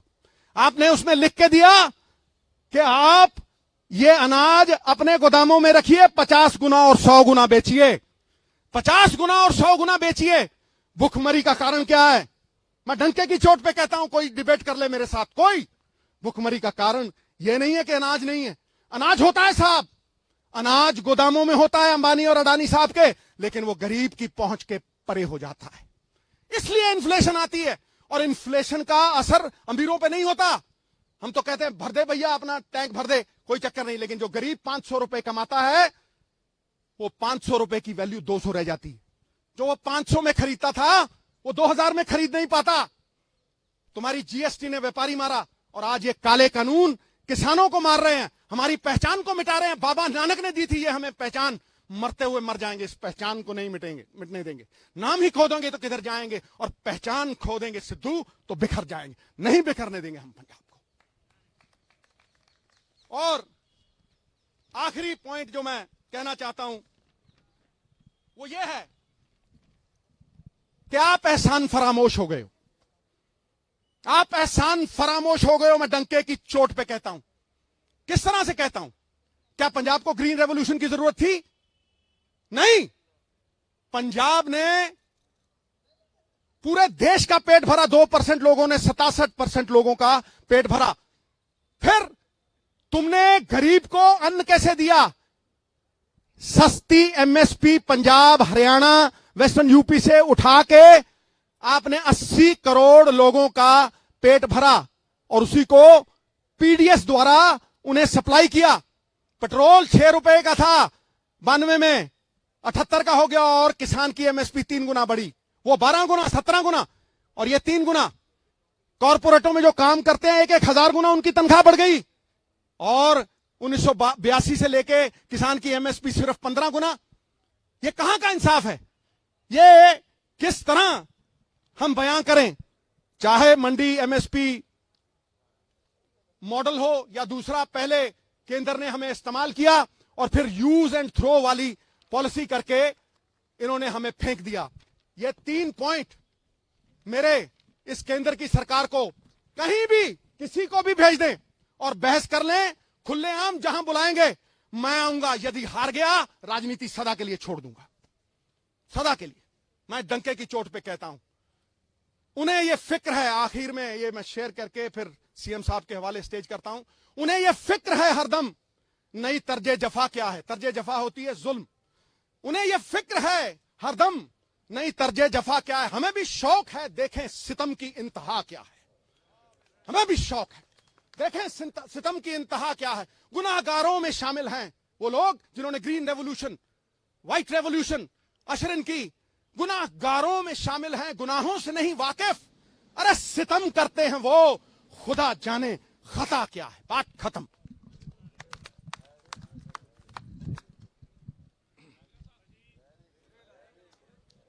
ਮੈਂ ਹੁਣ ਬੇਨਤੀ ਕਰਦਾ ਸਰਦਾਰ ਪਰਮਿੰਦਰ ਸਿੰਘ ਜੀ ਢੀਂਡਸਾ ਸਾਹਿਬ ਕਿ ਉਹ ਆਉਣ ਤੇ ਆ ਕੇ ਆਪਣੀ ਗੱਲ ਰੱਖਣ ਆਪਣੀ ਪਾਰਟੀ ਵੱਲੋਂ। ਸਰਦਾਰ ਪਰਮਿੰਦਰ ਸਿੰਘ ਜੀ ਢੀਂਡਸਾ ਸਾਹਿਬ। ਅੱਜ ਦੇ ਇਸ ਰੋਸ ਧਰਨੇ ਦੇ ਉੱਤੇ ਪਹੁੰਚੇ ਸਾਡੇ ਮਾਨਯੋਗ ਮੁੱਖ ਮੰਤਰੀ ਪੰਜਾਬ ਕੈਪਟਨ ਅਮਰਿੰਦਰ ਸਿੰਘ ਜੀ, ਉਹਨਾਂ ਦੇ ਨਾਲ ਸਾਰੇ ਹੀ ਵਿਧਾਇਕ ਸਾਹਿਬਾਨ, ਐਮਪੀ ਸਾਹਿਬਾਨ, ਸਾਰੀਆਂ ਪਾਰਟੀਆਂ ਦੇ ਆਗੂ ਸਾਹਿਬਾਨ, ਸਮੁੱਚੀ ਪ੍ਰੈਸ, ਸਭ ਤੋਂ ਪਹਿਲਾਂ ਸਾਰਿਆਂ ਨੂੰ ਫਤਿਹ ਅਰਜ਼ ਕਰਦਾ। ਵਾਹਿਗੁਰੂ ਜੀ ਕਾ ਖਾਲਸਾ, ਵਾਹਿਗੁਰੂ ਜੀ ਕੀ ਫਤਿਹ। ਅੱਜ ਸਾਰੇ ਹੀ ਅਸੀਂ ਪੰਜਾਬ ਦੇ ਮੁੱਖ ਮੰਤਰੀ ਸਾਹਿਬ ਜੀ ਨੇ ਜੋ ਸੱਦਾ ਦਿੱਤਾ ਸੀ ਸਾਰੀਆਂ ਪਾਰਟੀਆਂ ਨੂੰ ਅੱਜ ਦੇ ਇਸ ਰਾਸ਼ਟਰਪਤੀ ਸਾਹਿਬ ਨੂੰ ਮਿਲਣ ਦੇ ਪ੍ਰੋਗਰਾਮ ਵਾਸਤੇ, ਜੋ ਬਾਅਦ ਵਿੱਚ ਇੱਕ ਧਰਨੇ ਦਾ ਰੂਪ ਲੈ ਗਿਆ। ਤੇ ਮੈਨੂੰ ਦੁੱਖ ਦੀ ਗੱਲ ਹੈ ਕਿ ਜਿਹੜੇ ਲੋਕਾਂ ਦੇ ਚੁਣੇ ਹੋਏ ਨੁਮਾਇੰਦੇ, ਇੱਕ ਸੂਬੇ ਦੀ ਸਰਕਾਰ ਦੇਸ਼ ਦੇ ਰਾਸ਼ਟਰਪਤੀ ਤੋਂ ਮਿਲਣ ਦਾ ਸਮਾਂ ਲਵੇ ਤੇ ਉਹਨਾਂ ਨੂੰ ਮਿਲਣ ਦਾ ਸਮਾਂ ਨਾ ਮਿਲੇ, ਤੇ ਉਹ ਵੀ ਜਦ ਤੁਸੀਂ 2 ਹਫ਼ਤੇ ਪਹਿਲਾਂ ਸੂਚਿਤ ਕਰ ਦਿਓ ਵੀ ਸਾਨੂੰ ਮਿਲਣ ਦਾ ਸਮਾਂ ਦਿੱਤਾ ਜਾਵੇ, ਤਾਂ ਇਸ ਤੋਂ ਮੰਦਭਾਗੀ ਗੱਲ ਕੋਈ ਹੋ ਨਹੀਂ ਸਕਦੀ। ਅਸੀਂ ਕੋਈ ਆਪਦਾ ਮੁੱਦਾ ਲੈ ਕੇ ਨਹੀਂ ਆਏ ਇੱਥੇ। ਅਸੀਂ ਪੰਜਾਬ ਦੇ ਲੋਕਾਂ ਦਾ, ਪੰਜਾਬ ਦੀ ਕਿਸਾਨੀ ਦੇ ਮੁੱਦੇ ਲੈ ਕੇ ਆਏ ਹਾਂ। ਸਾਡੇ ਆਪਸ ਵਿੱਚ ਬਹੁਤ ਮਤਭੇਦ ਨੇ। ਕਾਂਗਰਸ ਨਾਲ ਪਹਿਲਾਂ ਵੀ ਮਤਭੇਦ ਸੀ, ਅੱਗੇ ਵੀ ਰਹਿਣਗੇ, ਪਰ ਅੱਜ ਅਸੀਂ ਇਕੱਠੇ ਹੋਏ ਹਾਂ ਪੰਜਾਬ ਦੇ ਲੋਕਾਂ ਵਾਸਤੇ, ਜਿਨ੍ਹਾਂ ਨੇ ਸਾਨੂੰ ਚੁਣਿਆ, ਜਿਨ੍ਹਾਂ ਨੇ ਚੁਣ ਕੇ ਆਪਦੇ ਹਿੱਤਾਂ ਦੀ ਰਾਖੀ ਕਰਨ ਵਾਸਤੇ ਸਾਨੂੰ ਵਿਧਾਨ ਸਭਾ ਵਿੱਚ ਭੇਜਿਆ। ਤੇ ਇਸ ਲਈ ਅੱਜ ਦਾ ਇਹ ਰੋਸ ਧਰਨਾ ਇਸ ਦੇਸ਼ ਦੇ ਆਜ਼ਾਦੀ ਤੋਂ ਬਾਅਦ ਮੈਂ ਸਮਝਦਾ ਇਤਿਹਾਸ ਦੇ ਵਿੱਚ ਕਲੰਕ ਦੇ ਤੌਰ ਤੇ ਦੇਖਿਆ ਜਾਊਗਾ। ਕਿਉਂਕਿ ਆਮ ਲੋਕਾਂ ਨੂੰ ਕੀ ਨਿਆਂ ਮਿਲ ਸਕਦਾ ਜਦ ਚੁਣੇ ਹੋਏ ਨੁਮਾਇੰਦਿਆਂ ਨੂੰ ਧਰਨੇ ਤੇ ਬੈਠਣਾ ਪੈ ਰਿਹਾ। ਇਸ ਗੱਲ ਦਾ ਸਾਨੂੰ ਅਹਿਸਾਸ ਕਰਨ ਦੀ ਲੋੜ ਹੈ। ਤੇ ਮੈਂ ਇਸ ਦੇ ਨਾਲ ਇਹ ਵੀ ਕਹਿਣਾ ਚਾਹੁੰਦਾ ਵੀ ਜਿਹੜੇ ਇਹ ਤਿੰਨੇ ਕਾਲੇ ਕਾਨੂੰਨ ਜਿਹੜੇ ਪਾਸ ਕੀਤੇ ਗਏ ਨੇ, ਜਿਹੜੇ ਅਖੌਤੀ ਕਿਸਾਨਾਂ ਦੇ ਹਿੱਤਾਂ ਲਈ ਕੇਂਦਰ ਸਰਕਾਰ ਨੇ ਕਿਹਾ, ਪਰ ਨਾ ਤਾਂ ਕਿਸਾਨਾਂ ਦੀ ਰਾਏ ਲਈ ਗਈ, ਕਿਸੇ ਕਿਸਾਨ ਜਥੇਬੰਦੀ ਨੂੰ ਪੁੱਛਿਆ ਨਹੀਂ ਗਿਆ, ਅਤੇ ਇਸ ਕਾਨੂੰਨ ਜਿਹੜੇ ਲਾਗੂ ਕਰਤੇ। ਤੇ ਹੁਣ ਆਪਾਂ ਇਹ ਹਾਲਾਤ ਦੇਖ ਲਓ ਵੀ ਕੇਂਦਰ ਸਰਕਾਰ ਕਿਸੇ ਕਿਸਾਨ ਜਥੇਬੰਦੀ ਦੀ ਗੱਲ ਸੁਣਨ ਨੂੰ ਤਿਆਰ ਨਹੀਂ, ਉਹਨਾਂ ਨਾਲ ਬੈਠ ਕੇ ਵਿਚਾਰ ਚਰਚਾ ਕਰਨ ਨੂੰ ਤਿਆਰ ਨਹੀਂ, ਅਤੇ ਉਲਟਾ ਜਦ ਪੰਜਾਬ ਨੇ ਇਸ ਕਾਨੂੰਨ ਨੂੰ ਸੋਧਣ ਵਾਸਤੇ ਜਿਹੜਾ ਐਕਟ ਪਾਸ ਕੀਤਾ, ਤਾਂ ਉਸ ਤੋਂ ਬਾਅਦ ਪੰਜਾਬ ਦੇ ਉੱਤੇ ਮੈਂ ਸਮਝਦਾ ਤਾਨਾਸ਼ਾਹੀ ਫੈਸਲੇ ਪੰਜਾਬ ਦੇ ਖਿਲਾਫ ਕਰਨੇ ਸ਼ੁਰੂ ਕਰਤੇ। ਤੁਸੀਂ ਦੇਖੋ ਕਿ ਇਸ ਐਕਟ ਇਹ ਤਿੰਨੇ ਜਿਹੜੇ ਬਿੱਲ ਪਾਸ ਹੋਣ ਤੋਂ ਬਾਅਦ ਪੰਜਾਬ ਸਰਕਾਰ ਵੱਲੋਂ ਪੰਜਾਬ ਦਾ ਬਲੌਕੇਡ ਕਰ ਦਿੱਤਾ ਗਿਆ। ਪੰਜਾਬ ਵਿੱਚ ਕੋਈ ਗੁੱਡਸ ਟ੍ਰੇਨ ਨਹੀਂ ਜਾ ਸਕਦੀ, ਕੋਈ ਕੋਲਾ ਨਹੀਂ ਜਾ ਰਿਹਾ, ਕੋਈ ਰੇਹ ਨਹੀਂ ਜਾ ਰਹੀ, ਹੋਰ ਜ਼ਰੂਰੀ ਵਸਤਾਂ ਨਹੀਂ ਜਾ ਰਹੀਆਂ, ਤਾਂ ਕਿ ਪੰਜਾਬ ਨੂੰ ਉਹਦੇ ਗੋਡਿਆਂ ਜਿਹੜੇ ਭਾਰ ਕਰ ਦਿਓ। ਪਰ ਪੰਜਾਬ ਦੇ ਲੋਕ ਬੜੇ ਸ਼ਾਨ ਨਾਲ ਜਿਉਣ ਵਾਲੇ, ਆਪਦੀ ਪੱਗ ਦੀ ਹਮੇਸ਼ਾ ਉਹਨਾਂ ਨੇ ਕਦਰ ਕੀਤੀ ਹੈ, ਕਦੇ ਵੀ ਕਿਸੇ ਸਰਕਾਰ ਦੇ ਅੱਗੇ ਗੋਡੇ ਨਹੀਂ ਟੇਕਣਗੇ, ਚਾਹੇ ਜਿੰਨਾ ਮਰਜ਼ੀ ਸਰਕਾਰ ਜ਼ੁਲਮ ਕਰ ਲੇ। ਆ ਤੁਸੀਂ ਕਿੱਡੇ ਤਾਨਾਸ਼ਾਹੀ ਫੈਸਲੇ ਨੇ। ਕਹਿੰਦੇ ਜੇ ਕੋਈ ਪਰਾਲੀ ਨੂੰ ਅੱਗ ਲਾਊਗਾ ਤਾਂ 1 ਕਰੋੜ ਰੁਪਏ ਦਾ ਜੁਰਮਾਨਾ, 5 ਸਾਲ ਦੀ ਸਜ਼ਾ ਕੀਤੀ ਜਾਊਗੀ। ਇਹ ਕੀ ਇਹ ਜਾਣਬੁੱਝ ਕੇ ਨਹੀਂ ਕੀਤਾ ਗਿਆ? ਇਹ ਸਾਰਾ ਕੁਝ ਪੰਜਾਬ ਨੂੰ ਵਿਸ਼ੇਸ਼ ਤੌਰ ਤੇ ਟਾਰਗੇਟ ਕਰਨ ਵਾਸਤੇ ਇਹ ਸਾਰੇ ਫੈਸਲੇ ਕੀਤੇ ਨੇ। ਤੇ ਅੱਜ ਸਾਡਾ ਇੱਥੇ ਆਉਣ ਦਾ ਮਕਸਦ ਵੀ ਇਹੀ ਹੈ ਕਿ ਕੇਂਦਰ ਸਰਕਾਰ ਨੂੰ ਇੱਕ ਗੱਲ ਦੱਸੀਏ ਕਿ ਪੰਜਾਬ ਦੇ ਸਾਰੇ ਚੁਣੇ ਹੋਏ ਨੁਮਾਇੰਦੇ ਅਸੀਂ ਇਕੱਠੇ ਹਾਂ ਤੇ ਅਸੀਂ ਉਹਨਾਂ ਦੇ ਤਾਨਾਸ਼ਾਹੀ ਫੈਸਲਿਆਂ ਨੂੰ ਕਦੇ ਹਰਗਿਜ਼ ਜਿਹੜਾ ਸਹਿਣ ਨਹੀਂ ਕਰਾਂਗੇ। ਮੈਂ ਅਪੀਲ ਵੀ ਕਰਨਾ ਚਾਹੁੰਦਾ ਇੱਥੋਂ, ਸਾਡੇ 2 ਸਾਥੀ ਪਾਰਟੀਆਂ ਆਮ ਆਦਮੀ ਤੇ ਪਾਰਟੀ ਅਤੇ ਅਕਾਲੀ ਦਲ ਬਾਦਲ, ਉਹ ਦੋਨੇ ਅੱਜ ਇੱਥੇ ਨਹੀਂ ਆਏ। ਹਾਲਾਂਕਿ ਜਦ ਐਕਟ ਪਾਸ ਹੋਏ ਉਦੋਂ ਉਹਨਾਂ ਦਾ ਸਮਰਥਨ ਸੀ। ਸਮਾਂ ਅੱਜ ਲੋੜ ਸੀ ਵੀ ਅਸੀਂ ਇੱਕ ਏਕਤਾ ਦਾ ਸਬੂਤ ਦੇਈਏ, ਉਹ ਨਹੀਂ ਆਏ। ਬੜੀ ਮੰਦਭਾਗੀ ਗੱਲ ਹੈ। ਮੈਂ ਉਹਨਾਂ ਨੂੰ ਵੀ ਅਪੀਲ ਕਰੂੰਗਾ ਕਿ ਭਿੱਖ ਦੇ ਵਿੱਚ ਜਦ ਵੀ ਹੋਰ ਪ੍ਰੋਗਰਾਮ ਵੀ, ਮੈਂ ਸਮਝਦਾ ਅੱਜ ਲੜਾਈ ਖਤਮ ਨਹੀਂ ਹੈ, ਹੋਰ ਵੀ ਪ੍ਰੋਗਰਾਮ ਲਿਖਣੇ ਪੈਣੇ ਨੇ। ਉਹਦੇ ਵਿੱਚ ਸਾਨੂੰ ਸਾਰਿਆਂ ਨੂੰ ਇਕੱਠੇ ਹੋ ਕੇ ਜਿਹੜਾ ਹੈ ਚੱਲਣਾ ਚਾਹੀਦਾ। ਮੈਂ ਸੀਐਮ ਸਾਹਿਬ ਨੂੰ ਅਪੀਲ ਕਰਦਾ ਕਿ ਮੈਂ 2 ਗੱਲਾਂ ਉੱਥੇ ਵਿਧਾਨ ਸਭਾ ਵਿੱਚ ਕਹੀਆਂ ਸੀ, ਉਦੋਂ ਸੀਐਮ ਸਾਹਿਬ ਹਾਜ਼ਰ ਨਹੀਂ ਸੀ। ਇੱਕ ਤਾਂ ਅਸੀਂ ਜਿਹੜੇ ਕਾਨੂੰਨ ਪਾਸ ਕੀਤੇ ਨੇ, ਇੱਕ ਦਰਸਾਉਣ ਲਈ ਪਾਸ ਕੀਤੇ ਨੇ ਕਿ ਅਸੀਂ ਕੇਂਦਰ ਸਰਕਾਰ ਦੇ ਨਾਲ ਡਟ ਕੇ ਲੜਨ ਲਈ ਤਿਆਰ ਹਾਂ।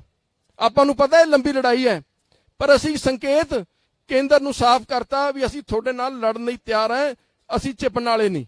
ਉਹਦੇ ਨਾਲ ਨਾਲ ਮੈਂ ਅਪੀਲ ਇਹ ਵੀ ਕੀਤੀ ਸੀ ਕਿ ਇੱਕ ਵੱਖਰਾ ਕਾਨੂੰਨ ਪੰਜਾਬ ਦਾ, ਪੰਜਾਬ ਜਿਹੜਾ ਕਿਸਾਨਾਂ ਲਈ ਫਾਰਮਰ ਪ੍ਰਾਈਸ ਇੰਸ਼ੋਰੈਂਸ ਐਕਟ, ਇੱਕ ਸੈਪਰੇਟ ਵੀ ਜਿਹੜਾ ਪੰਜਾਬ ਦੀ ਵਿਧਾਨ ਸਭਾ ਵਿੱਚ ਲੈ ਕੇ ਆਓ ਤਾਂ ਕਿ ਇਮੀਡੀਏਟ ਰਿਲੀਫ ਜਿਹੜੀ ਹੈ ਪੰਜਾਬ ਦੇ ਕਿਸਾਨ ਨੂੰ ਅਸੀਂ ਦੇ ਸਕੀਏ।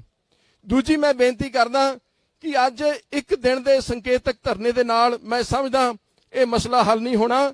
ਸਾਨੂੰ ਲੰਬਾ ਪ੍ਰੋਗਰਾਮ, ਤੁਸੀਂ ਜਿਹੜਾ ਹੈ ਪੰਜਾਬ ਸੂਬੇ ਦੇ ਮੁਖੀ ਹੋ, ਤੁਹਾਨੂੰ ਜਿਹੜਾ ਹੈ ਕੋਈ ਲੰਬਾ ਪ੍ਰੋਗਰਾਮ ਉਲੀਕਣਾ ਚਾਹੀਦਾ ਤਾਂ ਕਿ ਜਦ ਤੱਕ ਕੇਂਦਰ ਸਰਕਾਰ ਆਪਦੇ ਇਹ ਲੋਕ ਵਿਰੋਧੀ ਫੈਸਲੇ ਵਾਪਸ ਨਹੀਂ ਲੈਂਦੀ ਉਦੋਂ ਤੱਕ ਸਾਡਾ ਜਿਹੜਾ ਕੋਸ਼ਿਸ਼, ਸਾਡਾ ਸੰਘਰਸ਼ ਇਹ ਜਾਰੀ ਰਹੇ। ਅਸੀਂ ਤੁਹਾਡੇ ਨਾਲ ਪੂਰੀ ਚਟਾਨ ਵਾਂਗੂ ਡਟ ਕੇ ਖੜਾਂਗੇ। ਮੈਂ ਤੁਹਾਨੂੰ ਵਿਸ਼ਵਾਸ ਦਿਵਾਉਣਾ, ਜੇ ਸਾਨੂੰ ਕਹੋਗੇ ਅਸੀਂ ਪਹਿਲਾਂ ਚੱਲਾਂਗੇ।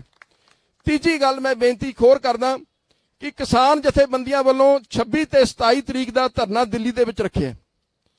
ਉਹ ਵੀ ਆਪਣੀ ਇਹ ਸਾਰੇ ਸੰਘਰਸ਼ ਇੱਕੋ ਹੀ ਹੈ। ਜੇ ਮੈਂ ਗੱਲ ਕਰਾਂ, ਸਾਨੂੰ ਸਾਰਿਆਂ ਨੂੰ ਇੱਥੇ ਜਿਹੜੇ ਇੱਥੇ ਬੈਠੇ ਆ ਇਹ ਫੈਸਲਾ ਕਰਨਾ ਚਾਹੀਦਾ ਵੀ ਅਸੀਂ ਉਸ ਜਿਹੜੇ ਲੜਾਈ ਦੇ ਵਿੱਚ ਵੀ ਉਹਨਾਂ ਦੇ ਨਾਲ ਬੈਠੀਏ ਜਾ ਕੇ।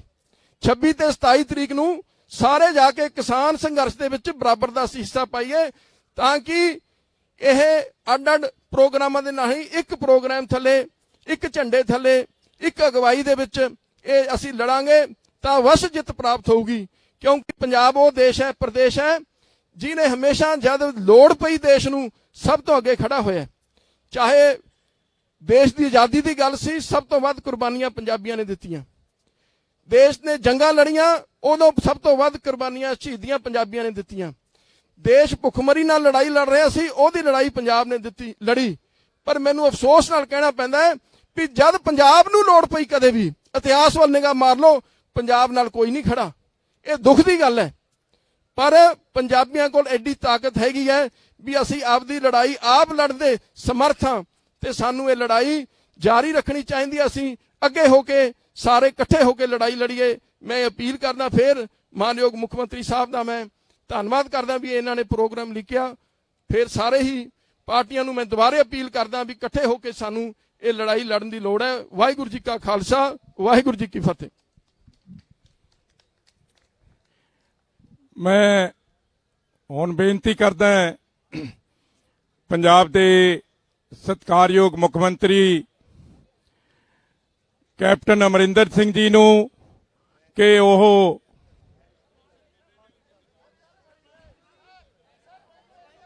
ਸਰ ਉੱਥੇ ਹੀ ਆ ਜਾਣਾ ਜੀ, ਉੱਥੇ ਹੀ ਆ ਜਾਣਾ ਜੀ, ਇੱਥੇ ਲੈ ਆਓ ਪਾੜਾ ਸਾਹਿਬ ਦੇ ਕੋਲ, ਅੱਗੇ ਲੈ ਆਓ, ਅੱਗੇ ਲੈ ਆਓ।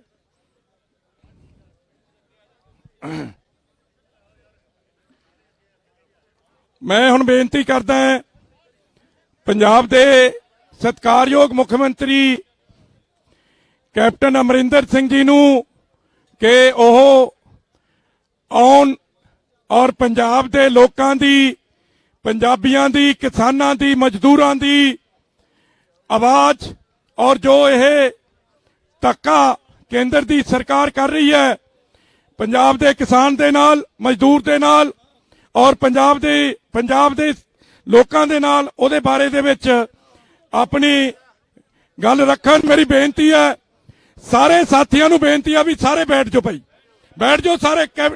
ਸਿਰਫ ਮੁੱਖ ਮੰਤਰੀ ਸਾਹਿਬ ਖੜੇ ਹੋਣਗੇ, ਸਾਰੇ ਸਾਥੀ ਬੈਠ ਜਾਓ, ਕਿਰਪਾ ਕਰਕੇ ਸਾਰੇ ਬੈਠ ਜਾਓ। ਉਦੋਂ ਤੱਕ ਮੈਂ ਮਾਈਕ ਨਹੀਂ ਦੇਣਾ, ਸਾਰੇ ਬੈਠ ਜਾਓ ਭਾਈ। ਬਹੁਤ ਹੀ ਸਤਿਕਾਰਯੋਗ ਮੁੱਖ ਮੰਤਰੀ ਕੈਪਟਨ ਅਮਰਿੰਦਰ ਸਿੰਘ ਜੀ।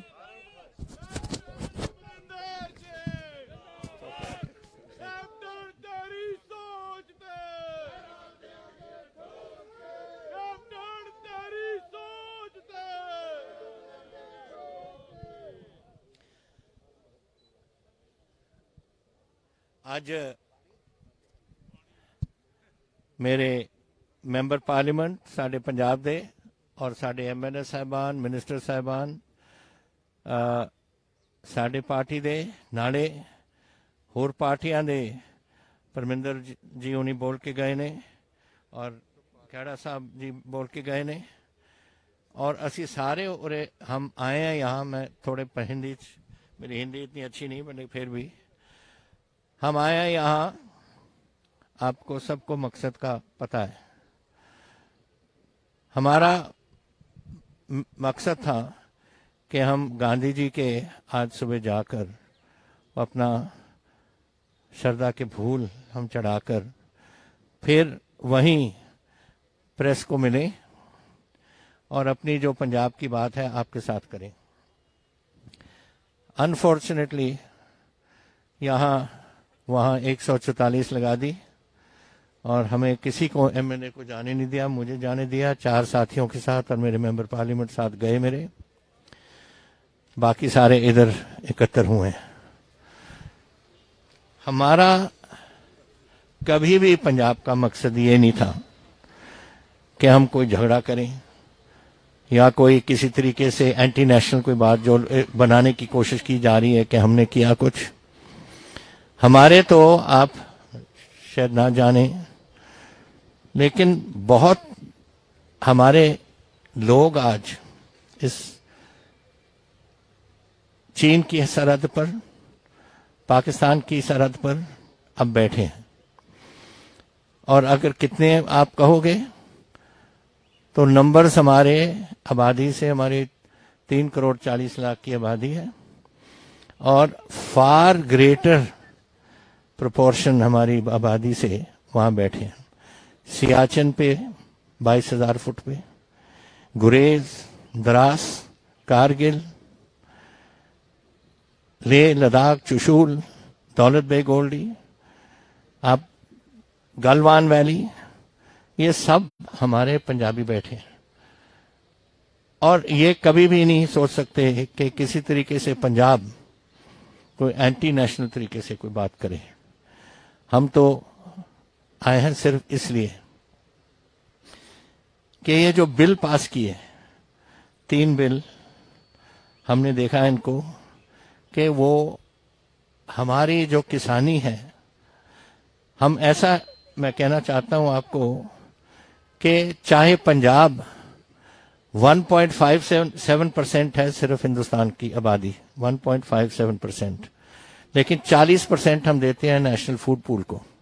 मेरे फूड मिनिस्टर यहाँ बैठे हैं, आशु जी। धान आज रिकॉर्ड धान पे जा रहे हैं हम। 1 लाख, मेरा ख्याल 165 लाख है आशु जी आज दी, 160 लाख टन पहुंच गया, ये रिकॉर्ड है।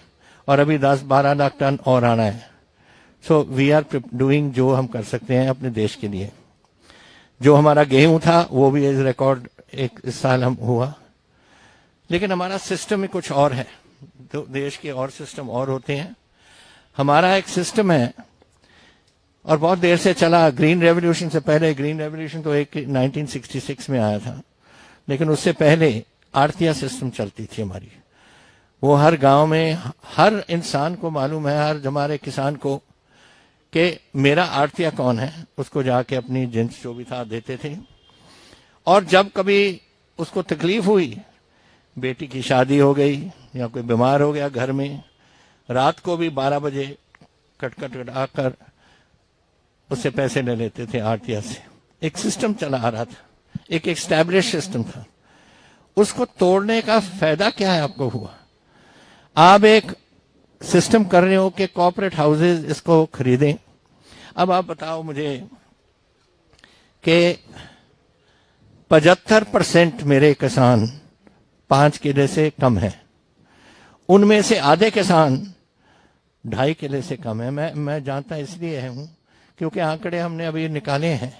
मैंने उनको डेट रिलीफ दिया हुआ है, 5,000 करोड़ मैंने उनको दिया, जो बेचारे गरीब अपना कर्जा नहीं दे रहे थे, और हमारी जो यहाँ सुइसाइड्स वगैरह हो रही थी, आत्महत्या हो रही थी, उसको उनकी मदद करने के लिए हमने ये किया। तो ये जो लड़ाई मैं ले रहा हूं, मैं उन गरीबों के लिए ले रहा हूं जिनकी 2 एकड़, 1 एकड़, 2.5 एकड़, और वो हैं 75% के 25% इज दैट टाइप ऑफ, उस किस्म का फार्मर। अब आप मुझे बताओ कि अगर कॉर्पोरेट हाउसेस खरीदने लग जाएं तो ये रात को इसको बेटी बीमार हो गई या बेटा बीमार हो गया, उसकी वाइफ बीमार होगी, कहां से पैसे लाएगा वो? Will you go to the corporate house and say कि खटका करो कि मुझे पैसे दो? एक सिस्टम चल रहा है आपका, किसी बैंक के पास जा सकता है कि मुझे पैसे दो, लेकिन ये सिस्टम जो एक भाई भाई का रिश्ता है आप तोड़ रहे हो। What do you gain by this? By replacing one system with another system which does not work, can not work in Punjab, and nobody is stopping you. Who is stopping? आज किनो शुरू हो गए पंजाब के, तो मद्रास बिक रहे हैं हमारे, किसने रोका है? किसी ने नहीं रोका। So nobody is stopping anyone. जिसने खरीदना है खरीदने, लेकिन जो एक सिस्टम चल रहा है जो इतनी देर से, उसको क्यों तोड़ रहे हो आप? एंड फिर प्रॉब्लम हमारी, जब किसान नाराज हो गए और वो 31 किसान यूनियन से मेरे पास, और उन्होंने अपना आंदोलन शुरू किया, सड़कें बंद कर दी। मैंने उनको समझाया, हमारे मिनिस्टर्स उनके साथ आज भी बैठे हैं, और हमारे मिनिस्टर कुछ उनके उस डेलीगेशन के इधर भी हैं जो आज आए हैं सिर्फ आज हिस्सा देके उसके वापस जाने का।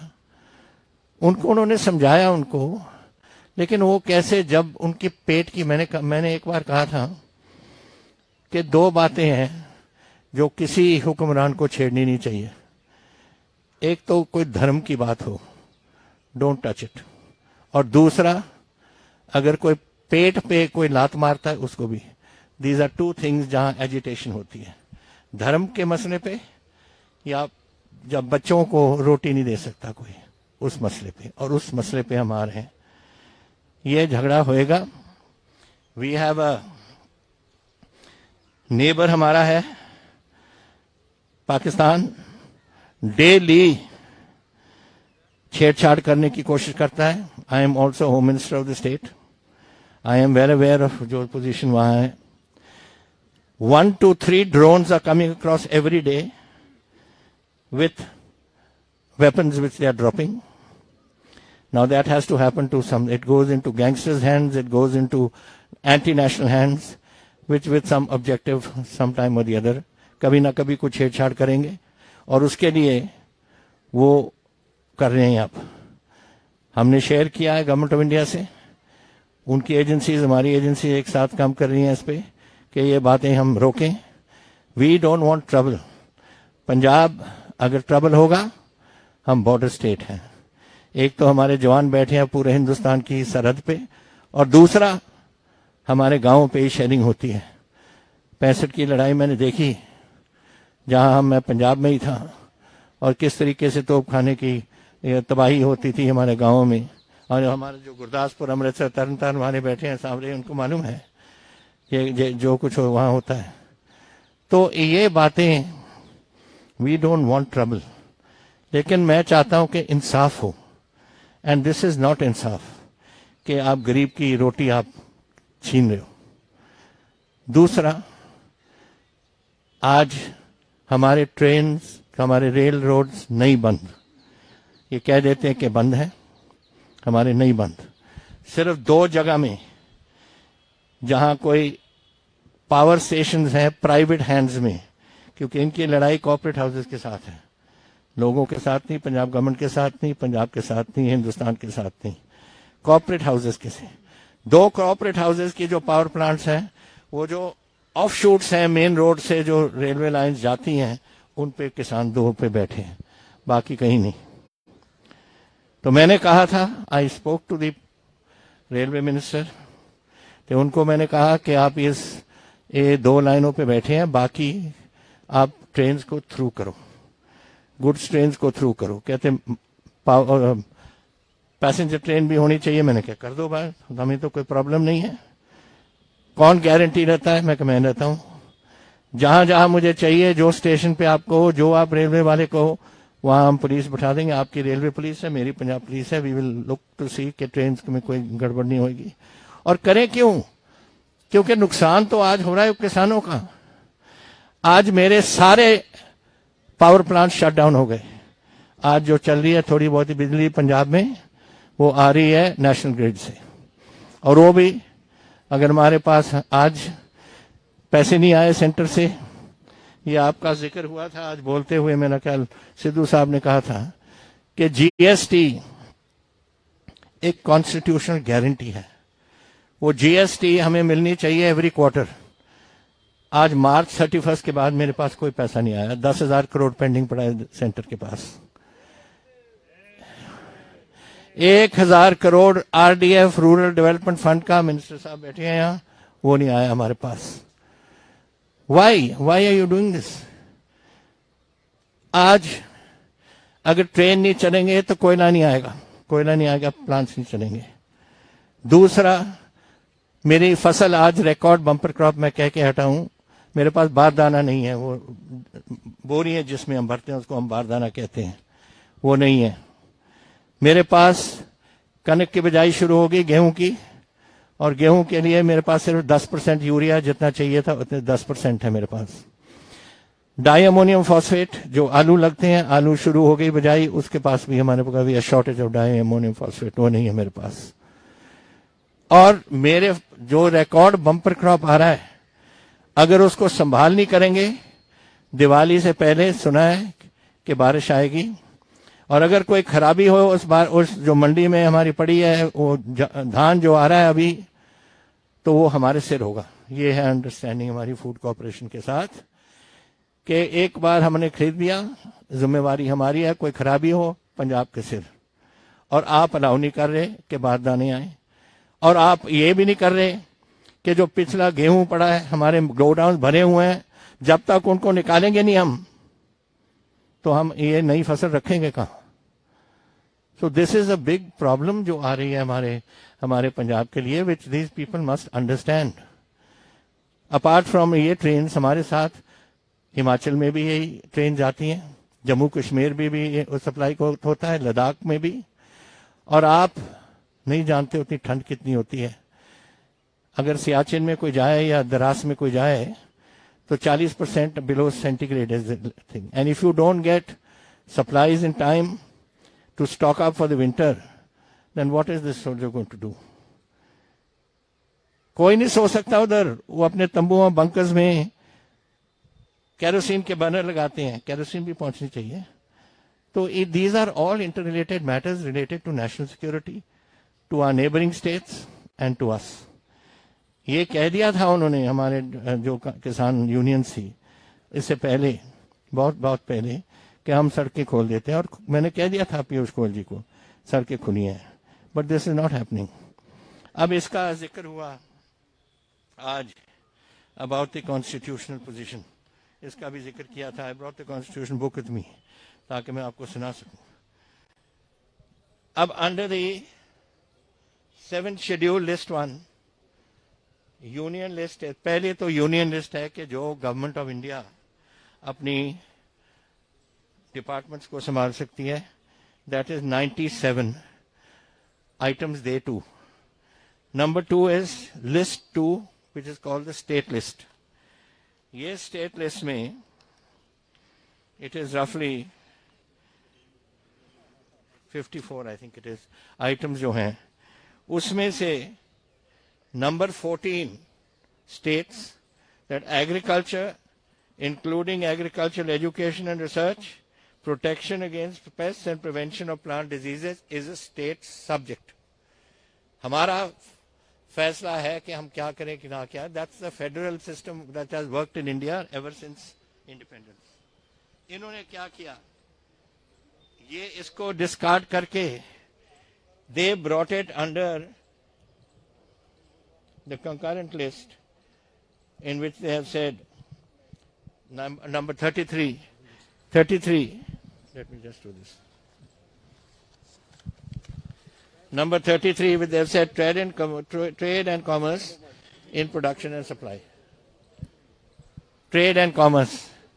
Now, is agriculture trade and commerce? As I have seen it, and as an agriculturist, I think सभी जानते हैं, agriculture का मतलब है sowing seed in the ground to produce a crop for consumption. Marketing is something different. So they have cut it out of the 7th schedule and taken it into the and charged this. So we, under the concurrent list, which we have the authority to do, we have challenged it and made it the ones we have, farm laws which we have passed. अब इसमें हमने जो हम समझते थे कि गलत बात थी, वो हमने इसमें अमेंड किए हैं अपने बिल्स में. और आज जो आया अखबारों में कि मैं कोई प्रेसिडेंट साहब को मिलने जा रहा था, राष्ट्रपति जी को, इनको ये बताने, मैं नहीं बताना ये इसलिए जा रहा था, मुझे मालूम है कि वो बिल अभी राजभवन में पड़ा है गवर्नर साहब के पास. क्यों पड़ा है ये मुझे समझ नहीं आती. Because governor has no role to play. Governor is only a post box. वो हम देते हैं उनको. हम 20 तारीख को दे आए थे सब पार्टीज मिलकर, और उनकी ड्यूटी बनती थी कि उसको राष्ट्रपति जी को पहुंचाए. 2 हफ्ते हो गए, आज तक नहीं पहुंची. उनने कोई उसमें कमेंट नहीं देना, कुछ नहीं करना. It is straightforward delivery to the Rashtrapati Bhavan to the president. Now we want to know that. So I did not go to see I wanted to see the president for this reason. I wanted to see him. He is our president. He is the head of our state, our country. And it is my duty to brief him for national security purposes and jo hamari food security purposes, what the situation is. When the bill comes, it is for the president to take his decision. However, we are doing this, and we have challenged it under 254(2), which was a solution given to BJP-ruled states by Mr. Jaitley, Arun Jaitley, कि आप ये 254(2) से जो central government, हमारी central government थी, उसमें आप don't wait for the response, 254(2) में चैलेंज करो.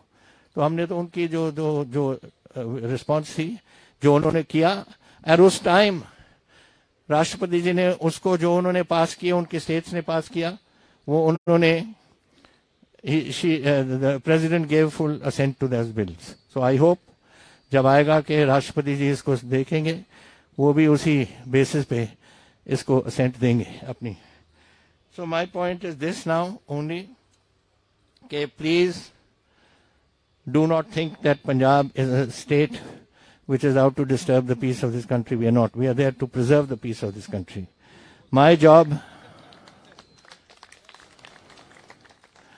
ये मेरा काम है, and I have told you, I am also Home Minister. I know what Pakistan is up to.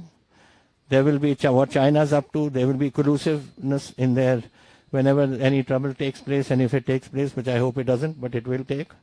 But we are there to give our blood. We have given our blood many times in the past for our country, and we will do it again. That's not a problem. My problem is that you must now look at us in that light. And I hope that the government of India will look at us.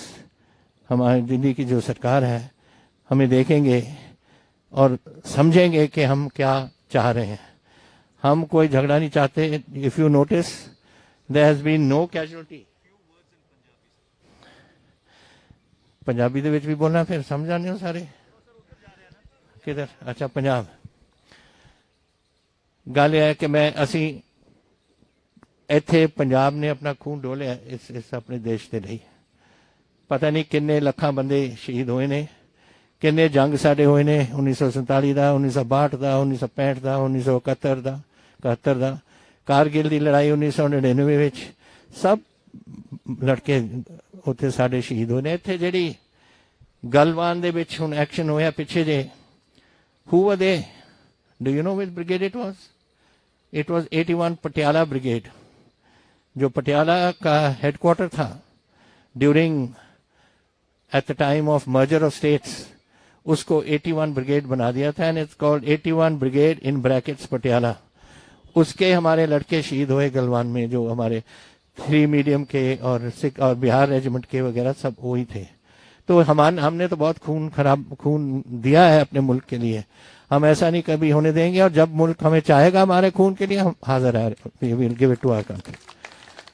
I only want के please look at the plight of दो small farmers. मेरी लड़ाई सिंगला साहब के लिए या लाडी जी के लिए या किसी और के लिए नहीं है, मेरी लड़ाई है वो गरीब किसानी जो आज 75% किसान मेरे 5 एकड़ के कम हैं, उसमें से आधे 2-2.5 एकड़ के आदमी हैं।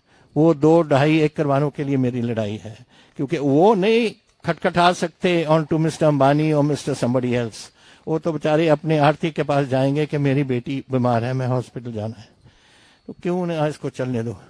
इस कारण हम इधर आए हैं और we want, I hope that I can now request you, can you please give us the support we need so that we can get Punjab out of this trouble and us moving ahead. Thank you all. Thank you.